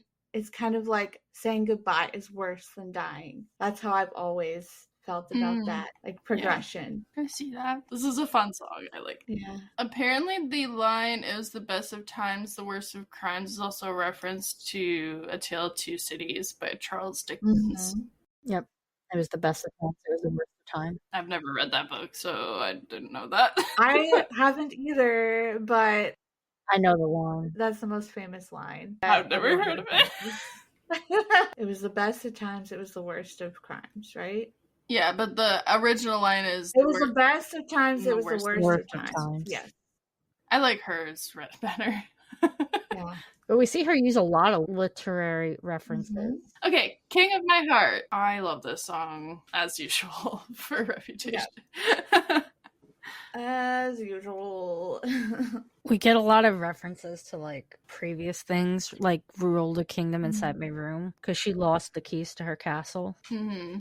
Mhm. And Salute to Me, I'm Your American Queen. I was gonna say like Reference to him being Americana. British, yeah. Oh, Say You Fancy Me, Not Fancy Stuff. Oh yeah. Definitely starting with the London slang Mhm. that we'll see Mhm. later in I Lover more. love. Is that the bridge? Is that what you Yeah. call that? This might be like my favorite. I love this bridge so much. It's just drinking beer out of plastic cups. Like, I just love. I like the way she sings it. It's just such a good part of the song. Up on the roof with a schoolgirl crush. Like, oh, Yeah. so good. Is this the end of all the endings? My broken bones are mending. I love that. How it starts off, I'm perfectly fine. I live on my own. I made up my mind. I'm better off being alone. I love that too. Oh yeah, this song is also allegedly inspired by Khal Drogo and Daenerys' Oh love. yeah. I've never seen Game of Thrones, so I don't. It was like a forced relationship, but they ended up actually falling in love, like deeply falling in love. Interesting. Oh, and I love the Nayutron calling me baby, like trying on clothes. Mm-hmm. I love that because that paints the perfect picture of the start of a relationship, you know? You're like trying out the nicknames and seeing It's which one yes, like you're trying to feels see what- right. Yeah. Because there's some where you're like, it fits with some people, and then other people you're like, oh, this is a weird thing, and I don't want to call you that. It's icky. Your Love is a Secret. I'm hoping, dreaming, dying to keep. Because they had to keep it quiet for a while. I just love the part. It's like, and all at once you are the one. I've been like waiting, body and soul. Oh, it's just like I just love that part. It's so romantic. Yeah. I love how she says jaguars in this song. Oh yeah, Jaguars. Jaguars. With their Range Rovers and their Jaguars. But I love that it's like all the boys in their expensive cars never took me quite where you do. Because it doesn't matter about money and all that, right? She has money. She doesn't care about that stuff. Mm-hmm. Change my priorities. I love that too because that's also like the start of a relationship. It just paints that perfect picture of like that's how you feel when you're starting to fit them into your life and they're like all at once this is enough. My heart. Love this song. I think it's just a beautiful love song, honestly. It is. I just love it as a whole and I listen to it all the time. Dancing with our hands tied? So is this kind of about the fact that they had to keep their relationship secret? Is that... Well, how I interpret this song, trying to keep a relationship alive, basically. But yeah, I loved you in secret, first sight. Yeah, we love without reason. I love my love had been frozen deep blue, but you painted me golden. Because that also was it Lover that had the love is golden or something line in it? Yeah. So apparently the song's inspiration came after she returned to LA after being at the public eye in the UK, and she was surrounded by paparazzi, and she in the secret sessions explained she described being really overwhelmed by the experience, but that her thought process was less about herself and more about how she could possibly have a normal relationship with when this was her life. Yeah, that makes sense. That makes sense for what the song is about. Yeah. I love the I could have spent forever with your hands in my pockets, picture of your face in an invisible locket. Oh, such a good line. You said there was nothing in the world that could stop it. I had a bad feeling. I love that because it's like you said there's nothing in the world that could stop it, but I had a bad feeling. You know, it's her anxiety about what it will be like when they go out more in public and stuff. Yeah, and she'll talk more about her anxiety and Lover, but this was our first little notice that there's cracks in her armor. People started talking, putting us through our paces. All the rumors, all the speculation. Again, just love this song. Can't really explain why. Just do. Listen to it a lot. Great song. It is. It's just really like about fighting back and forth with the anxiety of what's going to happen to our relationship when we like go farther or we go into public or like kind of like when's the shoe gonna drop? Yeah, when's the other shoe gonna drop? Yeah, that feeling. Oh, the avalanche. I like that line too. I loved you in spite of deep fears that the world would divide us. So baby, can we dance through an avalanche? I love that. Oh, and I'm a mess, but I'm the mess that you wanted. Mm-hmm. I like that she points out how old she is because I don't think we've had that since Red. Yeah, To give like Red? the reference, Oh, yeah, the 20. timeline of when she wrote it, sort of thing. Yeah, shows where she was in her life. She was 25. Apparently, I Loved You in Secret lyrics is also written on the wall in Ready for It music video. Yeah, there's a lot written on those walls. Yes. Dress. Woo! Spicy. That's what this Spicy song is. song. I love this song so much. This is kind of our first look at like sultry Taylor. Mm-hmm. Because before this, she was kind of like the buttoned up Miss Americana. She was the goody two shoes. Mm-hmm. Yeah. And this kind of, You know, she's still She's an adult. she's an adult, and but you know what's interesting is she grew up like gradually, unlike some other people who went through such a shift just abruptly. Some of them were like forced into it, but you know what I mean. Whereas with Taylor, she kind of like just snuck it in here and there, slowly, gradually growing up more and more. I remember hearing about her mom, I think, wouldn't let her release I Can See You on the original Speak Now because she felt it was too sexual. And then we get this instead. But this was later in life, though. So. I was gonna say this was much later. I was gonna say like several years later, we were getting only bought this dress so you could take it off, and I'm like, if you thought I Could See You was sexual, woo! Yeah. Need a cigarette after this one. Like carve your name into my bedpost. Like, okay, Taylor. My hands are shaking from all this. Like, what?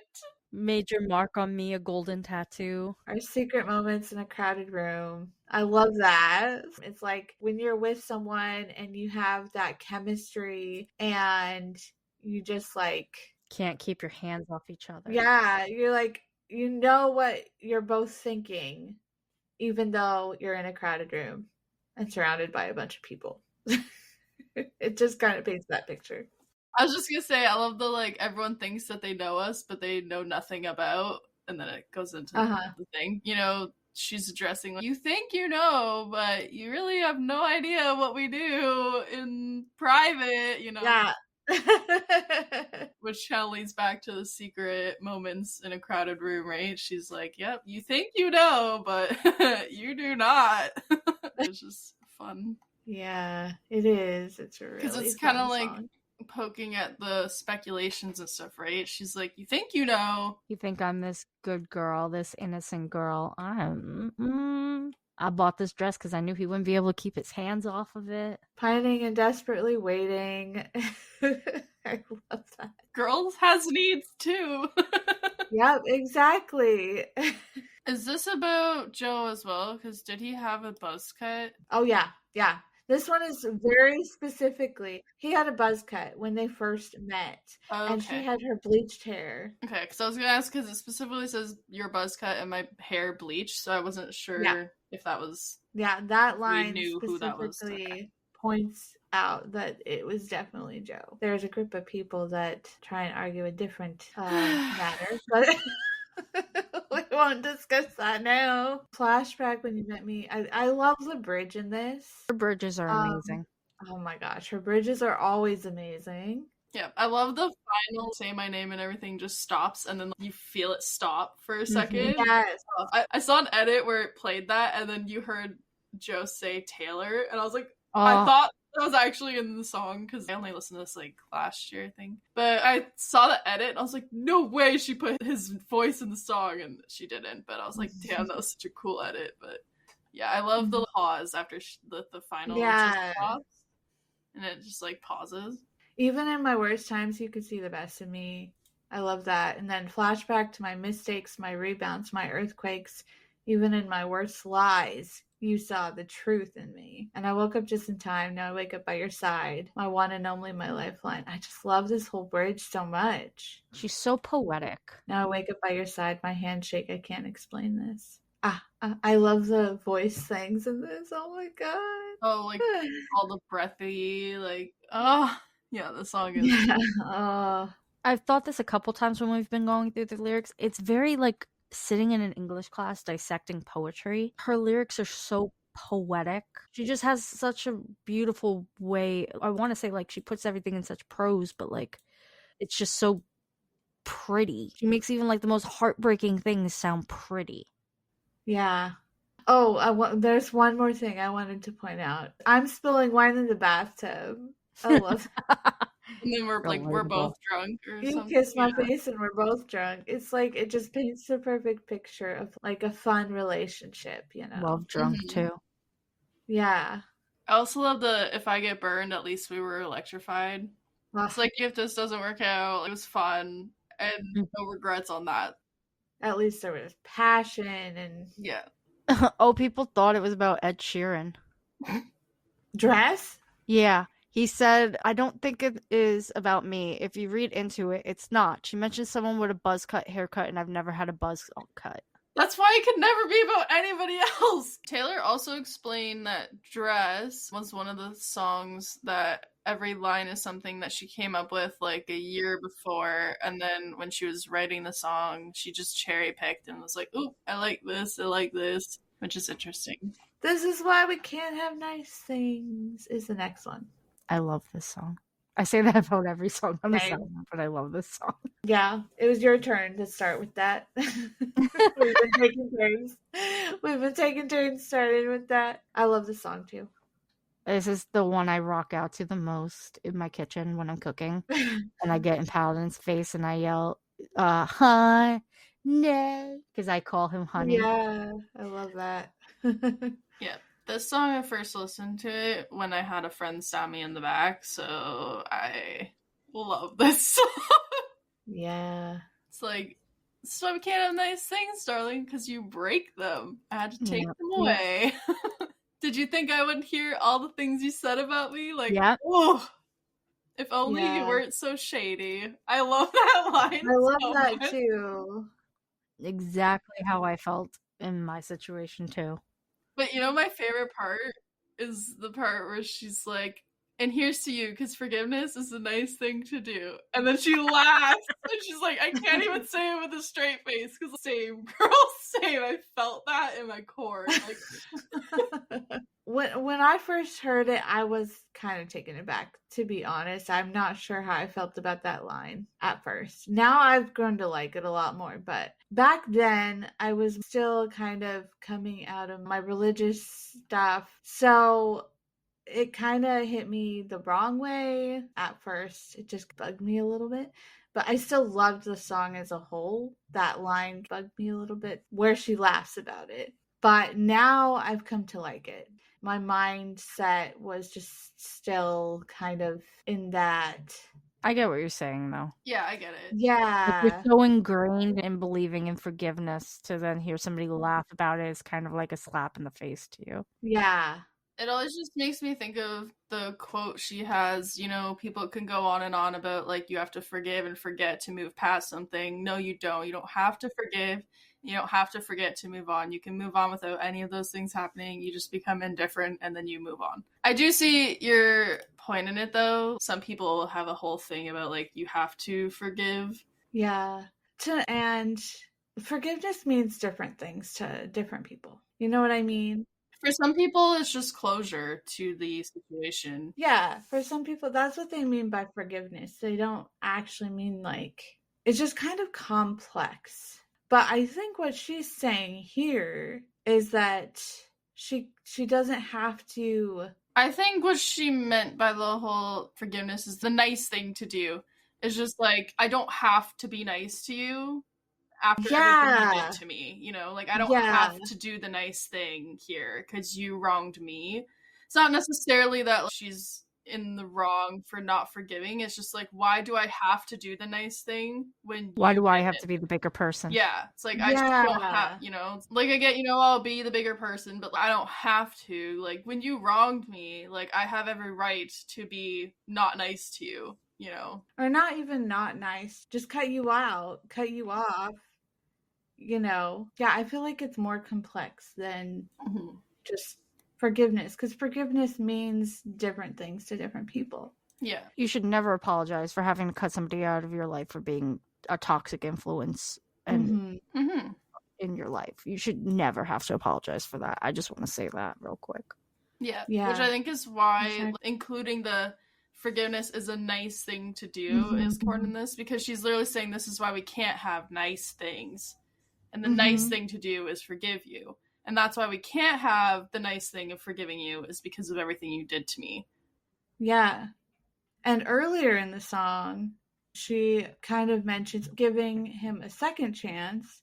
So already forgiving him once and then having him do something nasty again. Yeah, she forgave him for the stage thing. Yeah, it was so nice being friends again. There I was giving you a second chance, but you stabbed me in the back while shaking my hand. I love that line. And therein lies the issue. Friends don't try to trick you, get you on the phone, and mind twist you. There's the phone call again. Yeah. But yeah, I just clued in. Like, I said it earlier, but I didn't actually process it. I just kind of like said it. But she literally calls forgiveness the nice thing. But the song's called This Is Why We Can't Have Nice Things. I literally just clued into that. But like that little play on like, that's just, she's such a genius. I didn't even like really clue into that until like reading the lyrics. But it's like, yeah, this is why you don't get forgiveness, because of everything you did to me. You don't get forgiveness, which is the nice thing. Yeah. I love that. I actually love that line even more now that I kind of put that together. And I love the beginning because it like paints a perfect picture of like when we were good, like things were good, It was so nice throwing big parties, jumping into the pool from the balcony, everyone swimming in a champagne sea. This was her 1989 era. Yeah. Yeah. So Gatsby for that whole year, because like everyone knows The Great Gatsby and knows exactly what she's talking about. Another literary reference. Yep. But then you had to ruin the friendship or whatever. Rain on my parade, that's what she says. Which is a musical. Well, it's Yeah. a saying, but there's a very famous musical number that says "Don't rain on my parade." I also love I'm not the only friend you've lost lately. Mm-hmm. It's like, ooh. Mm-hmm. Also, the hits in Shady. Yeah. Mm-hmm. So we talked about the end of the bridge already, but I just love the whole bridge. Because here's a toast to my real friends. Mm-hmm. They don't care about the he said, she said. So everything that people are talking about, they're not caring about, they're not listening to. They know who I think am. it's interesting that he said, she said, because like Kim and Kanye. Yeah. And here's to my baby. He ain't reading what they call me lately. So a nod to Joe. And here's to my mama. I love that she mentions her mama. Yeah. It's so cute whenever she writes about her mom. Here's to my mama. Had to listen to all this drama because she vents to her. She said before that she's the one that she goes and vents to the most. I also just I think it's nice to like include all that, because it's like you're not just affecting me when you say bad things. When you say bad things about people, it affects everyone around them too, right? Yeah. Like my parents have to hear about this, my friends have to hear about this, my partner has to hear about this, everybody has to hear about this. You're airing out dirty laundry to everybody, which is not fair to any of them. Exactly, yeah. Like you dragged all these other people into it just by putting bad on my name. You're also putting bad on everyone who's associated with me, which I think is kind of nice to include that. Oh yeah, literally she's quoted saying, like people take nice things for granted, like trusting, respect, friendship are all really nice things. Yeah. She's such a genius. Oh my god. All right. Call it what you want. Call it what you want. I love the first few lines of this song. Uh-huh. Yeah, we once again get my castle crumbled overnight, her kingdom fell. Yep. I brought a knife to a gunfight. Yep. They took the crown, but it's all right. I also love all the liars are calling me one. Yeah. She coming in hard. Nobody's heard from me for months. There's the isolation again. but I'm better than I ever was. Mm-hmm. I love that. This one is like really about the start of their relationship and her isolation and how he's there in her low point. Yeah, like it definitely gives like he's dealing with the drum, like he's saying, walking with his head down. I'm the one he's walking to, high above the whole scene. He's ignoring all of the things, like in reference to what we just mentioned in the last song, where he ignores all the rumors and everything else. It's a really cute song. Yeah, and it's like all this bad stuff is going on around me, but I'm just ignoring it all and focusing on the one thing that is making me happy right now, which is my relationship. It's like all the focus is on him. He built a fire just to keep me warm. He's making sure she's taken care of. All the drama queens taking swings, all the jokers dressing up as kings, they fade to nothing when I look at him. He makes her forget about all of the shit, right? Yeah, winter's boarded up after the storm. I also love the starry eyes sparking at my darkest night. I love that. I also love the iconic, I want to wear his initial on a chain around my neck, not because he owns me, but because he really knows me line that people love. Because, like, you should be proud to talk about your partner without it being like, oh, he owns you. Yeah. Yeah. Yeah. You're allowed to be proud of who you're with without it being more than that. Yeah. I saw someone commenting about how Taylor was wearing that jacket at the Chiefs game the other day and how they didn't like it because it has his name on it, so it's like he owns her, and I'm like, jacket. What? She's supporting her man at their game. Like, that's his She's proud of him. She's proud of him and supporting him. Because when I saw that, I immediately thought of that line where it's like, I want to wear his initial around my neck line. Yep. Was what I thought when she was wearing his name on her back, right? As she said, you don't need to save me, but would you run away with me? I love that, too. Mm-hmm. We get the Bonnie and Clyde kind of image again. Also, she's like trying to be like an independent woman while still in a relationship, you know? Yeah, because you can be both. Yeah, exactly. But the line that I was looking for, bridges burn, I never learn. At least I did one thing right. I'm laughing with my love, making for its undercovers. I love that whole picture. This song has a lot of beautiful lines in it. Mm-hmm. I don't know who the guy is on this song, but I love their little harmonies together. Mm-hmm. Yeah. One thing that my sister has said, when I was like repeating and listening to this album in the car all the time, she's pointed out that she really loves the harmonies on this album, like all the different harmonies, because she does like lots of different things with those specifically for this album. All right, New Year's Day. Okay, I do have to say this is probably my least listened to song. I knew you were going to say that. I knew it. And I knew you were going to say that, but I love this song. Me too. I do love this song. It is a really cute song, and I do love it. I don't know why, but I just don't gravitate towards it. It's slower pace. I'm debating between this and I Had the Time of My Life as our last dance at the wedding. This is Because I kind of like this one for this glitter on the floor after the party. Yes, I Girls love that. carrying their shoes down at the lobby, and I'm like, that's very end of the wedding. I love You it. and me. New Year's Day is such a good ending Yeah. to the album. It's a new beginning. Well, because it's about like how you want someone to party with, but you also want someone who's going to be there the next day to help you clean up after the party, right? Like, don't just leave. Not just a New Year's kiss. Like, you want someone who's going to be there the next day to help. Yeah, and it's also about staying. It's about staying in the relationship. I love the don't ever become a stranger whose laugh I could recognize anywhere. I love that so much. Yes. I absolutely adore the hold on to the memories, they will hold on to you. I love the two parts of the bridge that are different and then come together, overlapping. It's so beautiful musically and lyrically. It's just so beautiful. I do love the song. I just don't listen to it as often. No, I knew it wouldn't be. I knew it. It's like Daylight. Yeah. which I also it's like a daylight feeling. But I just love them so much. It is a beautiful song, and the lyrics are beautiful, I will say, and it is catchy. I don't know why, I just don't listen to it as often as... It's a slower pace. Oh, I was gonna say, one of my favorite lines in this is "Don't read the last page" because she doesn't want to know how it is. She just wants to be in the moment. I was thinking, I Want Your Midnights, because then later she has an album called Midnights. I wonder if there's any. Midnights, I think, comes up. I think they counted 13 times before Midnights came out. 13 times? Could that be something? Because she's a mastermind?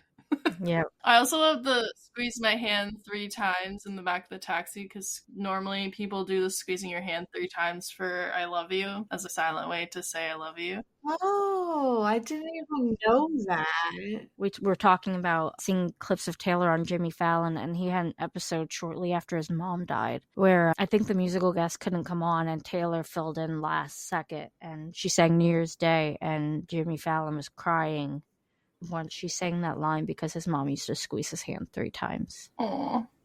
Oh. Yeah, that's like a silent way to say I love you. Because it's 3. I didn't even know that. Yeah. Oh, yeah, I love how she goes back to there's glitter on the floor after the party, girls carrying their shoes down at the lobby, candle wax and Polaroids on the hardwood floor. But this time she says, you and me forevermore. Earlier she said, you and me from the night before. But I love how she changes it to you and me forevermore. Because she's spending all this time thinking like about the future and about the uncertainty of everything, and now she's back in the moment and she's just going to focus on the good possibilities, not the sad ones. I love the "But I'll be cleaning up bottles with you on New Year's Day," because it's who stays, right? Which you were kind of saying earlier. You don't just want the New Year's kiss and then you never see them again or whatever, right? Yeah. After I saw her kind of explaining this song, I was like, damn, I should really listen to this song more.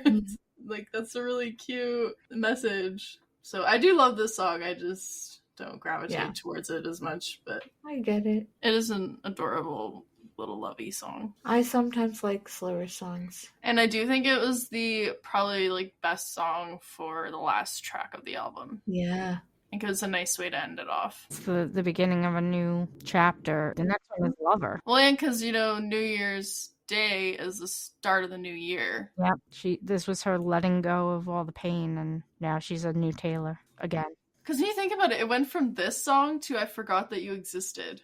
Yeah. That was the next song in her... Dang. That song's growing on me more now. As the first track. I do love that song originally, but as I was saying, that first track was a little weird. But I get it a little bit more now. Now that we're kind of going through everything, that makes a lot more sense. Why it was the first track in Lover. Should we move on to the other questions? Sure. Oh, no. I don't have any answers. You're not ready. Not ready. I'm not ready for it. No one's ready. Hey. So, favorite music video? For context, the music videos for this album were Look What You Made Me Do, Ready for It, Endgame, Delicate, and Delicate had 2 videos. Honestly, the only one I saw was Look What You Made Me Do. So I'm going to have to say Look What You Made Me Do. I was going to say Look What You Made Me Do just because of how iconic it is. I was also going to say that because, one, I don't remember how many of them I've seen. The only one that I remember iconically seeing, because, like you said, it's just iconic, so I remember it specifically, is Look What You Made Me Do. Also because there's so many little Easter eggs and, like, fun nods to things. Like, visually, it has so much going on. And there's apparently still things that fans haven't even picked up on yet. That's how packed full of stuff that video is. So I think for that reason, I also have to make that my favorite music video. Oh, one more thing before we move on to favorite song. It's interesting to note Reputation does have a deluxe version, but there are no additional songs. So what's different about deluxe? it? There's like different artwork and other things in it, but there are no additional songs on the deluxe version. Interesting. And this is the only one that has no additional songs. It's just Reputation. Now we're moving on to favorite song. Okay. I guess my favorite song is "This Is Why We Can't Have Nice Things." I mean, that's the one I sing the most in my kitchen. This is hard. Can I just say all of? I was gonna say, can I at least split them into 2 categories? Because there's like love songs and then there's like You could pick a few favorites. What are your like top 3?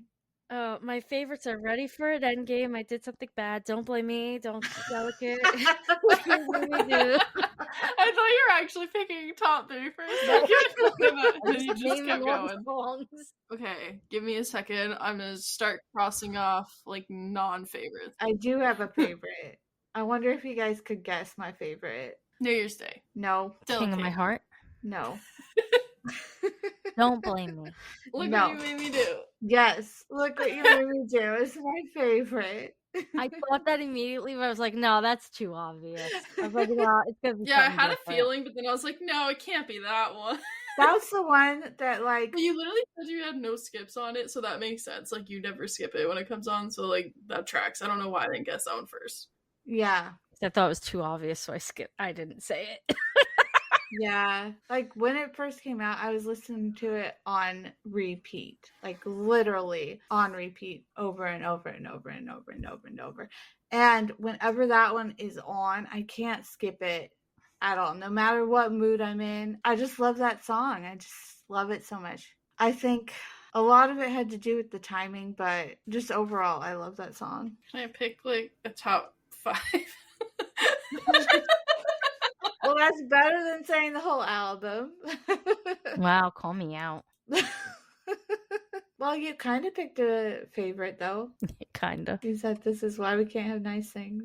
Your favorite currently, at least. Yeah, that's my current favorite. That's your favorite currently. Currently, they are "I Did Something Bad," "Getaway Car," "Dancing with Our Hands Tied," and "Endgame" are kind of my tops at the moment.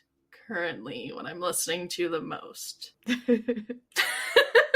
All right. So, like, looking at this list, I'm like, I love all of them. I know. I love all the songs. That's why we're clowning so hard for Rep TV. Like, come on. Like, the voice tracks are gonna be so good. I'm so excited. But also, I'm so nervous. Same. Oh no. The next category. What's the next category? Least favorite song? My least favorite song is probably "So It Goes." I still love it, but I think that's my least favorite. That's the one I skipped the most, I think. I guess then mine would be "Dancing with Our Hands Tied." I skip that one sometimes. Mm-hmm. But I love that song. Yeah, I know. They're all good, but... Yeah, they're all good. I think Meggles can guess which one I'm going to say is my least favorite. You say? Yeah, I love the song, okay? Nobody come for me. I just know that is my least listened to off of the album, so that is what I'm going to translate as least favorite. Or, like, least liked. But I still love the song. I love it, okay? Nobody come for me. I just don't listen to it as frequently as the rest of the album. So I would have to say that would just translate to least favorite for that reason. Yeah, because there are no skips on this album. But like sometimes you're just not in the mood for a song. Yeah, exactly. So favorite lyric. Oh my god. That's what I just...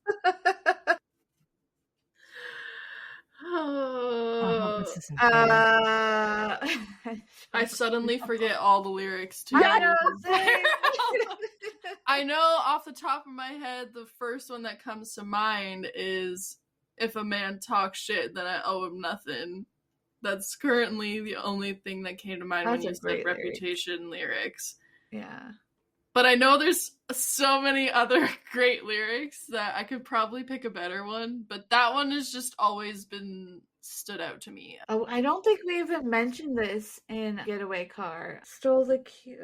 Oh, the put the money in a bag and I stole the keys. Yeah. That was the last time you ever saw me. Put the money in the bag and I stole the keys. That was the last time. Yeah, that one.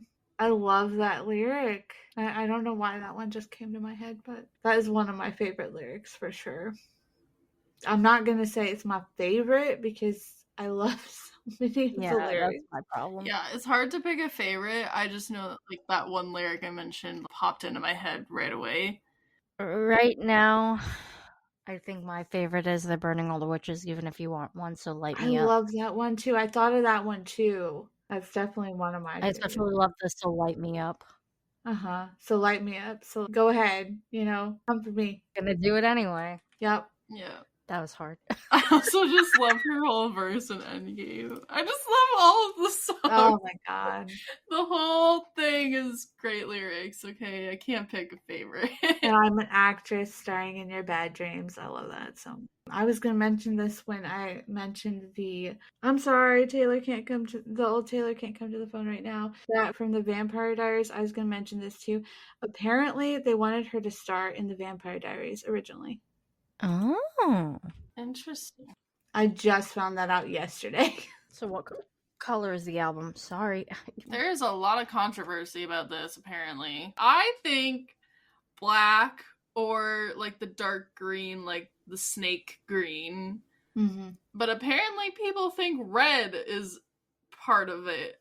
It's because she wears red in It's because of the Eras tour, yeah.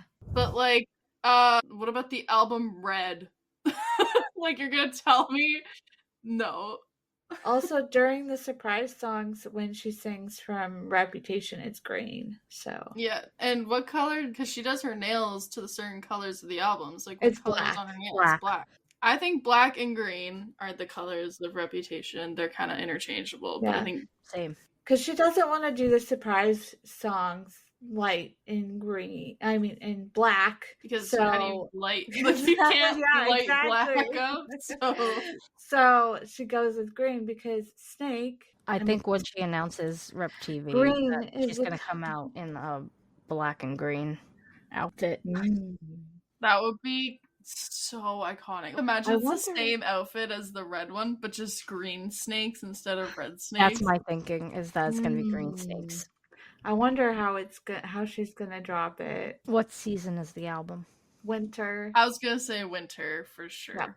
Yeah. Winter for sure. Even without New Year's Day being on there, because that kind of makes it a little obvious with like clearly being relative to New Year's. Mm-hmm. I just think in general it just gives like winter. I don't know. I picture Getaway Car like it's like snowing and I don't know if that makes any sense, but in my brain, winter just makes sense without New Year's Day. But New Year's Day kind of makes it like seals the deal. How can you even argue another season with New Year's Day on there?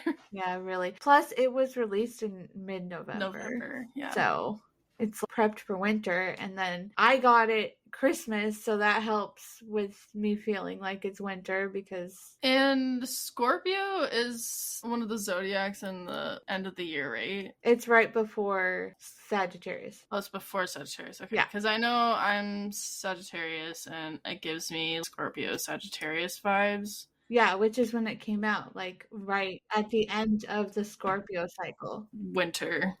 Yeah. Also. Start of winter. Paladin's a Libra, and he's beginning of October, so I think Scorpio is end October, beginning of November. Scorpio's after Libra. I'm a Scorpio. My dad is a Scorpio too, and he's November 15th. And then Kimu is Sagittarius, and she's November 22nd. That's literally the first day of Sagittarius. I know. Yeah, so it gives me Scorpio Sagittarius vibes, which is also October through December zodiac. Yeah. There's a lot of reasons for me to say it's winter. Any last thoughts on Reputation? So many thoughts, but it's mostly about Rep TV. I would say it's definitely one of my favorite albums of hers, and it's definitely one of my like top 2 albums of Taylor. Yeah, I don't think it deserves all the hate that it got. No. But I mean, it came out in response to hate. Yeah. So exactly. It's going to instigate hate, right? Because haters gonna hate. Hate. I want to sneak that into every episode now. Because I think it's like the second time I've brought that into. And the haters gonna hate. But no, if you release something in response to haters, haters are going to respond. So I get where the hate came from, but it's undeserved. It's a great album as a whole. The thing is, it wasn't just the original haters that hated on it. It was all the Swifties. So many Swifties turned away from her after Rep came out. I see why people don't like it, because it is very different from the rest of her albums. Like, the rest of them, you can kind of lump into a few categories of genre and sound, whereas this one is just so different from the rest of them. It's kind of a shock to the system. Especially considering she was gone for a whole year. Mm-hmm. None of the fans heard from her or anything. And then she just months. drops this. Okay, well, 13 months. And then she drops this, which is just completely different from anything else that she had put out. And it's still different from everything else she'd put out. That's why I said it. She was gone from August 20, I think they said 16, and she returned September 2017. So I'm like 13 months. God, and then she literally dropped this 2 months later. Yeah. Yeah, because it's still different from anything else she's put out. Plus, she just came out with her fully pop album, was the one that she released right before this. So they were probably like expecting more along that lines, because she was slowly, gradually going more into pop. And then she dropped her first fully pop album. So then they probably expected, more of that. Yeah. It just makes me really want a rock album. Oh, yeah. It's just like a kind of mixture of genres. Yeah, I need like alternative rock. We know she can do it because there's that video of her like doing Don't Blame. The electric guitar, Never Getting Back Together. Ooh. Oh my God. I have to find that one, but I'm talking about when she like did the rocker belt for Don't Blame Me, and I'm like, I need. So that's the general feeling of Reputation. There will just be Reputation. There will be no explanation. There will just be Reputation. Where did that come from? Did she say that somewhere? Okay. Yeah, she said it. I've never really looked into that, but I was curious if it was something the fans like made up, or if she said it somewhere. Yeah, she said it on Ellen. Okay. We will do later episodes explaining more of the context behind this album specifically, because there's a lot to deep dive in, and talking about it in this episode would have been way longer of an episode. So we're definitely going to still talk about all the drama that instigated this album, but just in a different episode. So then that way you guys still get the context, but don't have to listen to like an 8-hour long episode. We're going to do more episodes deep diving into her actual timeline later on. And her life and everything, yeah. Yeah, so be looking forward to that. Thanks for listening. Like, comment, follow. Share. If you have any Swiftie friends that like podcasts, you can share with them. Make sure to rate us on all the things. Yep. We're on all social medias. And look out for weekly Tuesday episodes. Yep, every Tuesday. So we'll talk to you all again next Tuesday. See you next Tuesday. See ya.